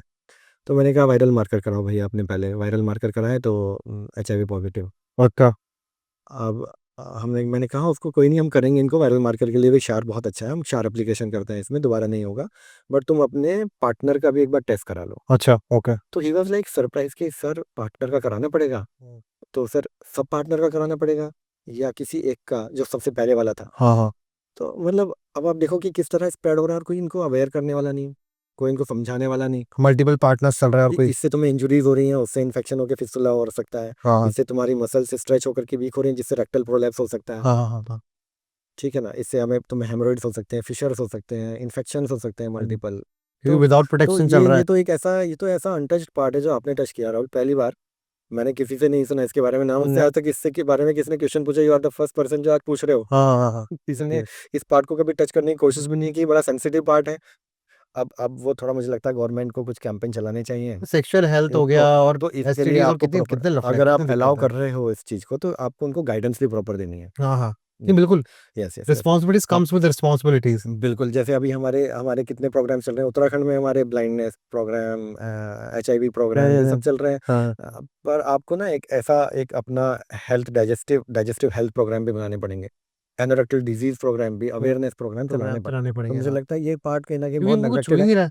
ना, जो तो उसमें ये लोगों पार्ट ने कवर वो कर रखा है कि ऐसी कोई चीज है तुम बीमार लोग हो, दिमाग से परेशान हो, इन तो अब हमें तो किसी को तो सोचना पड़ेगा ना, क्योंकि आगे जाकर ये इतनी बड़ी जो युवा जनसंख्या है, अगर मान लो उसमें से एक पार्ट एक मेल मेल के प्रति या फीमेल फीमेल के प्रति है, ठीक, और हम कहते हैं कि चलो किसी ने अगर प्रोटेक्शन का यूज भी कर लिया, तो प्रोटेक्शन के यूज के बाद भी तो वो जगह की वीन्स फैल रही है। बिल्कुल, कुछ बिल्कुल। तो भविष्य में हाँ, अगर मतलब आप क्रॉस मैं इन्फेक्शन नहीं हो डॉक्टर रहे, नहीं हूँ, बीमारियाँ मगर तो हो रही मानना ना। कुछ तो होता होगा उसमें, कुछ बिल्कुल, तो दिक्कत आती होगी। क्रॉस इन्फेक्शन से तो बच सकते हो, लेकिन बीमारियों से नहीं बच सकते। बीमारियाँ तो लेकिन होंगी। प्रोटेक्शन भी यूज़ कर रहे हैं, हाँ, तब भी उस जगह की प्लेसमेंट आप तो बढ़ ही रही है ना वो। अननेचुरल कर रहे हो ना, तो हेमोरेज जो हो सकती वो जो प्रभु ने नहीं बनाया, जो हमारे शरीर ने नहीं बनाया, है। बिल्कुल, बिल्कुल, वो होता तो है, जा तो होता है। अगेंस्ट नेचर ही दे आर जाता हो। सफरिंग इन साइलेंस, हुँ। They should come out and they should ऐसे कितने स्पीक केसेस आउट आते हैं एंड आपके पास? वही मैंने बताया 15 साल में मुझे 50 पेशेंट मुझे याद है कि मैंने देखे होंगे, जहाँ तक देखे हैं ऐसे देखे पिछले हैं 15 साल में, 15 साल में। जब से ये एक्टिव भी नहीं था, जब क्योंकि अभी 377 तो अभी हुआ है ना अभी कुछ हुआ है समय ना, ये पहले। तो पहले से तो चला आ रहा है ना, तभी तो हुआ है। हाँ, हाँ, हाँ। हुँ, जी, केसेस रहे हैं आपके पास? हुँ, हुँ, हुँ, ठीक है। अब उस लड़के ने 1.5 साल पहले इंजेक्शन लगवाया। हुँ। अब उन डॉक्टर्स को क्या पता, उनके हिसाब से तो जो ब्लड के साथ आ रहा है वो पाइल्स है, और इंजेक्शन एक मैजिकल ट्रीटमेंट उनके पास है, मैजिक की इंजेक्शन उनके पास है, वो लगा देंगे सब कुछ ठीक हो जाएगा। हाँ, तो वही उस लड़के के साथ हुआ। अब वो 1.5 साल बाद अप्रोच करता है, डॉक्टर साहब इतना सब हो गया, कहीं कंफर्टेबल फील नहीं कर रहा हूँ। हाँ। तो वो अब जब मैंने रेक्टम में जैसे ही फिंगर से चेक किया, इतनी बड़ी ग्रोथ हुँ, कैंसर की, अच्छा। ठीक है। तो अब जब ब्लड आ रहा है, जैसे आपने कहा कि पाइल्स में क्या होगा, ब्लड आएगा, तो ब्लड आएगा ठीक है, पाइल्स हो सकता है, बट कैंसर जैसी बीमारी भी हो सकती है। हाँ, वही कैंसर में जो उसका चेंज और था। वो चारों तरफ पूरा सर्कमफ्रेंस में आ गया। हुँ, अगर 1.5 साल पहले अगर वो कहीं एक अच्छे डॉक्टर के पास चला गया होता, प्रॉपर डायग्नोसिस हो गया होता, तो हाँ। आज उसको इतना ना बढ़ता। जब पैट स्कैन कराया तो उसको सेकेंडरीज पीछे बैकबोन में आ गई थी। हुँ, एक छोटे बच्चे को, छोटे लड़के को आप देखो कि इस तरह की सेकेंडरी हो जाना, इस तरह के कैंसर को कौन फैल से जाना। स्टेज का हो गया था उसका कैंसर? और जो कॉलन कैंसर, जो ये गट के कैंसर है, ये बहुत लेट डायग्नोसिस होते हैं। रिसर्च में बोलते हैं कि इनका डायग्नोसिस थोड़ा लेट होता है। लेट होता है। यस, तो इसमें तो हमें और कॉन्शियस होना है। ऐसी एक माँ जी आई, वो पूरी फैमिली लेके आई, उनकी ब्लीडिंग हो रही थी उनको। कह रहे थे कि सर है तो इनको पिछले 4-5 साल से, लेकिन ये गोली ले लेती थी, आराम मिल जाता था। मैं हाँ। खून बंद करने की गोली ले आता था, तो वो आराम मिल जाता था। लेकिन अब वो काम ही नहीं कर रही। हुँ, जब मैंने देखा तो सच ए ह्यूज ग्रोथ, बहुत बड़ा कैंसर की ग्रोथ अंदर। अच्छा। और मुझे देख के दुख हुआ। माँ जी की एज होगी अराउंड 60-65 ईयर्स के बीच की होंगी वो। और सिर्फ ये सोच के कि यार ब्लीडिंग होती थी पाइल से, पाइल्स की गोली खा लेती थी और ब्लड रोकने की गोली खा लेती थी, ठीक हो जाती थी। अब कैंसर नेग्लेक्ट हो गया। तो इन इन इन गट के कैंसर्स पे भी हमें बहुत ध्यान देना है। गट की हेल्थ के साथ साथ अगर हमें जो जो गट हेल्थ खराब होने से पाइल्स, फिशर, फिस्टुला बना रही है, वही गट हेल्थ इस तरह के कार्सिनोजेनिक ग्रोथ भी बना सकती है। वही फैक्टर्स हैं सारे, ठीक है। वो कंटिन्यू इन्फ्लेमेशन जो ट्रिगर कर सकती है किसी भी ग्रोथ को, किसी भी तरह के कैंसर को। अब यंगस्टर्स को देखने को मिल रहा है। आज 15 साल बाद मैं बताऊं तो मुझे आज यंगस्टर्स पूरे शिफ्ट होते दिख रहे हैं। अब जैसे मैंने बताया 32 ईयर्स का कैंसर, 32 ईयर एज क्या है कैंसर के लिए? बिल्कुल, बिल्कुल, बिल्कुल। क्योंकि हमारा यंग यंग जो जनरेशन है, या तो एकदम डल हो गई है, या तो ये बिल्कुल लिथार्जिक, कोई एक्सरसाइज नहीं, कोई फूड हैबिट्स अच्छी नहीं, unhealthy food habits, unhealthy life style, इस पे चले गए। और या फिर जो ओवर कॉन्शियस है, बहुत ज़्यादा ओवर कॉन्शियस हो गए हैं। जैसे मैंने बात की थी उसकी हीन, मिथ्या और अति योग, ब्रह्मचर्या की। ब्रह्मचर्या कहीं ना कहीं छोड़ दी है। Excessive sexual indulgence is again a cause of haemorrhoid. अच्छा, यस, ठीक है। ये एक्सेसिव कौन सी, ये जो खुद ये नहीं, बहुत मास्टरबेशन की ओर बढ़ रहे हैं नहीं या नहीं फिर नहीं, sexual intelligence proper normal sexual intelligence normal lead to general general? हाँ। अति, आयुर्वेद में बोला अति स्त्री सेवन। अगर आप एक्सेसिव सेक्सुअल इंटेलिजेंस में जा रहे हैं तो भी हेमोरॉइड डेवलप हो सकता है। यंगस्टर्स में आजकल वो देखो, वो कल्चर कहीं ना कहीं हमें वो कल्चर वो उस तरफ तो जाते हुए दिख रहा है। दूसरा, अगर जो एक्सरसाइज करने भी जाता है बच्चा, हाँ। जब वो जिम पहुंचता है तो जिम में आज वो सप्लीमेंट्स के अंदर फंस जाता है। ये बार, वो बार, ये प्रोटीन बार, 5 अंडे सुबह, ये 5 पाउडर, अंडे वो शाम। अब पाउडर। मैं जब मेरे पास पेशेंट पहुंचता है ना, बच्चा पेट दर्द के साथ, ब्लोटिंग के साथ या हेमोरॉइड्स के साथ, तो मैं पूछता हूँ क्या कर रहे थे? बोलते हैं सर ये डाइट फॉलो कर रहा था। अब उस पे जो ट्रेनर है, जो उसका ट्रेनर है, उसने बस लिख दिया कि 4 अंडे सुबह खाने हैं नाश्ते में, 4 अंडे शाम को खाने हैं, बिना रोज जाने कि उसके शरीर 100 की क्या ग्राम हुआ है। चिकन खाना है, 100 ग्राम आपको ये दाल भी खानी है। हाँ। नो डाउट इंडियन इंडियन जो हमारी डाइट है उसमें कहीं ना कहीं प्रोटीन लैक तो है। हाँ, हाँ। प्रोटीन सप्लीमेंट लेने में मैं अगेंस्ट नहीं हूँ, बट आपको एसेस करना है कि क्या उस प्रोटीन को लेने के बाद आपको अच्छा लग रहा है, या आपको ब्लोटिंग हो रही है, कॉन्स्टिपेशन, उसकी बॉडी उसके लिए बनी है कि नहीं बनी? Yes yes. तो आप डॉक्टर से कंसल्ट करके आप उसकी डोसेज डिसाइड कर लो। आपको प्लांट प्रोटीन चाहिए, वे प्रोटीन चाहिए, आप वो कौन सा सूटेबल है, आप उसको एनालाइज कर लो। सिर्फ ब्लाइंडली आप चलो मत। और मैं ट्रेनर से भी एक आपके माध्यम से एक मैसेज देना चाहूँगा कि भाई आप उसको ट्रेन को, आप डाइट दो उसको, बट आप उसको ये भी गाइड करो बच्चे को, क्योंकि वो छोटा है अभी। आप उसको गाइड करो, देख लेना भाई अगर पचा पा रहे हो। अगर 4 अंडे नहीं पचा पा रहे, पहले 1 से शुरू करो। एक अंडा खाने के लिए आप हो गए, जब आपकी BMR बढ़ेगा धीरे धीरे, आपकी फूड की आपकी डिमांड ज़्यादा बढ़ेगी, तब आप 2 अंडे करना। आप आज उसने एक्सरसाइज करी, आप उसको रात को 4 अंडे खिला दो, कल सुबह ब्रेकफास्ट में 4 अंडे खिला दो, और 100 ग्राम चिकन आप दे दो, 50 ग्राम आप ये पनीर दे दो। तो ये थोड़ा सा अवेयर होने की जरूरत है। बॉडी मतलब वो ये कि जिम ट्रेनर को जानना जरूरी है कि इसकी बॉडी किस किस लेवल की या फिर किस तरह बस की है, इतना बता दो कि उसके भाई बेस आप पर उसको फूड डिलीवर हाँ, होता है। स्लो स्लो आप उसको बढ़ाओ ना, आप उसको डाइट की धीरे धीरे बताओ। हाँ। और ये जो एक कॉन्सेप्ट चला कि ये स्मूदीज जिसमें रॉ चीजें हम ले रहे हैं, मिक्स कर रहे हैं, तो आयुर्वेद में बोला संयोग विरुद्ध, there are so many things which should not be mix together. वो एक दूसरे के एंटागोनिस्ट हो जाती है, ना कि सिनर्जिस्टिक एक्शन करती हैं। वो एक दूसरे के एंटागोनिस्ट, जैसे दूध में बनाना, आयुर्वेद के according it's a very inflammatory food, ये आपकी गट में इन्फ्लेमेशन करेगा। अब वो आप जिम के बाद जाके बनाना शेक बना के पी ले रहे हो, आप स्मूदीज में आप 1 चम्मच आप क्या क्या नहीं डाल रहे, एक चुकंदर, एक अदरक, एक आपने लिया मशरूम डाल दिए, पता नहीं टमाटर कच्चे, खीरा, अब आप उसमें 1 चम्मच पीनट बटर, एक वे प्रोटीन, एक एप्पल भी काट के डाल दिया।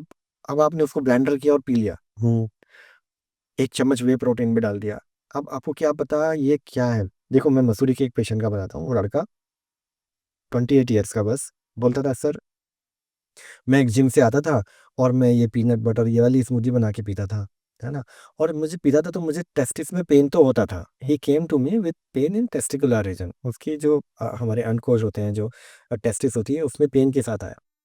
जब मैंने उसको फील किया तो बहुत इरेगुलर ग्रोथ दिखाई दी, जिससे लगा मुझे डाउटफुल हुआ, बट मैं क्योंकि यंग एज है मुझे लगा कोई इन्फेक्शन भी हो सकता है। तो जब उसका अल्ट्रासाउंड कराया तो it was a cancerous growth. और उस पेशेंट ने एडमिट किया कि सर जब भी मैं इसको पीता था मुझे पेन तो होता था। Protein shake, not protein shake, वो जो उसने जो 10 चीज मिलाई, अच्छा अच्छा, ओके ओके, उसने उसमें बीट रूट भी मिला दी सुबह, हाँ और उसमें उसने कच्चा खीरा भी डाल दिया, उसने आके एक चम्मच पीनट बटर। मैं इन सब के अगेंस्ट नहीं हूँ, सब अच्छी चीजें हैं, बट क्या आप इनको मिक्स कर सकते हो? हाँ, मिक्स करके क्या ये आपकी बॉडी में एक सिनर्जिस्टिक एक्शन डाल रही है, या ये आपकी बॉडी में इन्फ्लेमेशन कर रही है? तो बेटर कि ऐसे कॉम्बिनेशन से बचो जिनके ऊपर रिसर्च नहीं हुई, जिनको आप अभी नहीं जानते हो। अगर रिसर्च प्रोडक्ट है, आप जानते हो ये रिसर्च, ये जो चीज़ मिलती है और मिलने के बाद अच्छा अच्छा इम्पैक्ट करती है बॉडी को, तो you can go ahead by all means. But but आप जो ये मिला रहे हो, अभी इनके ऊपर कुछ नहीं पता आपने, है ना, तो इनको आप बचो। इस कदर खराब बीमारियों को अगर हम प्रिवेंट करके रखें तो क्या दिक्कत है, है ना। तो प्रिवेंशन के लिए अपना लाइफ स्टाइल अच्छा करो, एक प्रॉपर डाइट अपनी रखो, अपनी इंडियन लाइफ स्टाइल को चुनो, अपनी इंडियन डाइट को चुनो, अपनी अचार चटनियाँ जिनसे हम इतना दूर हो गए। कहा जाता है कि जो अचार है हमारे, वो हमारे गट माइक्रोबायोम के लिए they are like amrit, nectar है वो। आज की डेट में हम कहाँ अचार खा रहे हैं यंगस्टर्स? कौन कौन से ना, अचार? कोई भी अचार, एनी अचार जो घर में बना हुआ, गर्मी प्रॉपर प्रोसेस्ड, चाहे वो आंवले का अचार है, आम का अचार है, चाहे वो नींबू का अचार है, अपने कोई भी, सीजन के अकॉर्डिंग आप उसको खाएं। वर्षा ऋतु, अभी बारिश का मौसम चल रहा है, हमने बारिश में आज बाजार वाला क्योंकि वो उसमें केमिकल्स डले हुए हैं ना, उन पे इतना कहाँ, वो एक मार्केट प्रिजर्वेटिव्स हैं उसमें। प्रिजर्वेटिव है, और क्योंकि अभी क्या है, जब हम घर में बनाते हैं तो प्रॉपर हम उसको मसाले डालकर, हम उसमें ऑयल डालकर, क्वालिटी कंट्रोल करके हम उसको प्रॉपर तरीके से फर्मेंट होने देते हैं। यहाँ पर क्या हो रहा है, ये केमिकल डाल के भी जल्दी गलाया यहाँ जाता बल्क क्रिएशन है, है बल्क क्रिएशन है ना, कि ये तो जितना इतना बेचना है। अचार बेचना है। हम हाँ तो हाँ अपनी अपनी एटलीस्ट, तो वो अपनी डाइट, इंडियन डाइट पर है, कभी कभी आप एंजॉय करो pizza, you can enjoy, not not a problem in that, but should be in limited हर 10-15 दिन में एक बार खा सकता है आदमी बिल्कुल ले बाहर का। सकते हैं, बिल्कुल ले सकते हैं, बट वही टाइमिंग ऑफ योर फूड, आप उसको शाम को 7-8 बजे से पहले अपने खाने को खा लें, रात को प्रॉपर नींद लें, ठीक है, रात को आप अपना जल्दी, सुबह जल्दी उठें, आप एक्सरसाइज के लिए जाएं, during your work hours don't remain sedentary, एक जगह मत बैठे रहें ताकि आपके वेसल्स पे प्रेशर पड़े। आप उठें, 5 मिनट का वॉक करके फिर से बैठ जाएं। आप बहुत देर खड़े रहने का जॉब है, आप 5 मिनट बैठे फिर से खड़े हो जाएं। छोटे छोटे बदलाव आपको करने होंगे। अपने हाइड्रेशन का पूरा ख्याल रखिए, बीच बीच में पानी के सिप लीजिए। फाइबर के नाम पे आप बहुत ओवर फाइबर मत ले लीजिए, एक्सेस में फाइबर मत लीजिए, बट अपनी डाइट में फाइबर को आप इंक्लूड करिए, फाइबर फूड को इंक्लूड करिए। और ईट लोकल, ईट सीजनल, इनका आप ध्यान रखो, एक्सरसाइज जरूर करिए, और एक्टिव लाइफ स्टाइल आपको अपनाना ही पड़ेगा अगर आप इन बीमारियों से बचना चाहते हैं तो। और लास्ट में मैं यही कहूँगा अंत में, कि लैक्सेटिव के ओवर यूज से आपको बचना है। लेग्जेटिव बोलो तो? लैक्सेटिव मतलब जो मोशन कराने वाली दवाइयाँ हैं, अच्छा, आपको थोड़ा सा कॉन्स्टिपेशन हुआ तो आप उसको प्रॉपर ट्रीट करो, अब क्या होता है, हम एक दवाई लेते हैं और उस पे डिपेंडेंट होते चले जाते हैं। धीरे धीरे 1 साल 2 धीरे साल धीरे 3 धीरे साल धीरे 4 अपनी साल गट 5 के साल। माइक्रोबायोम को पूरा डिस्टर्ब कर देते हैं, गट को पूरा इन्फ्लेम कर देते हैं। तो आप वो चीज़ों जल को वाले चूर्ण जो मिलते हैं पाचन चूर्ण कैन गो फॉर, उसके लिए आप जा सकते हो। जैसे मैंने बताया विशेषता है मंदाग्नि। अब मंदाग्नि को कम करने के लिए आयुर्वेद में एक कॉन्सेप्ट है पाचक अग्नि को बढ़ाने का। डाइजेस्टिव अग्नि को, डाइजेस्टिव चूर्ण है वो आप वो बिल्कुल लिए जा सकते हैं। बट उसमें भी आपको अब दुनिया में आयुर्वेद में तमाम तरह के बहुत तरह के चूर्ण है। बट उसमें कौन सा चूर्ण है वो आप एक बार अपने किसी भी आयुर्वेदिक हॉस्पिटल में जा सकते हैं, कहीं पे भी आप किसी डॉक्टर से कंसल्ट कर सकते हैं। अपने नियर बाय गवर्नमेंट हॉस्पिटल्स हैं, अवेयरनेस प्रोग्राम चलाती रहती हैं वो। आप वहाँ जा करके आप कंसल्ट करके आप उनके गाइडेंस में आप खा सकते हैं उसको भी। खुद से ज़्यादा दिमाग लाने की कोशिश ना करें। बिल्कुल, जिसका आपने जो लेफ्ट फील्ड है उसको फील्ड में आने दो ना, जिसका काम उसी को साधे। जिसका काम उसी को साझे।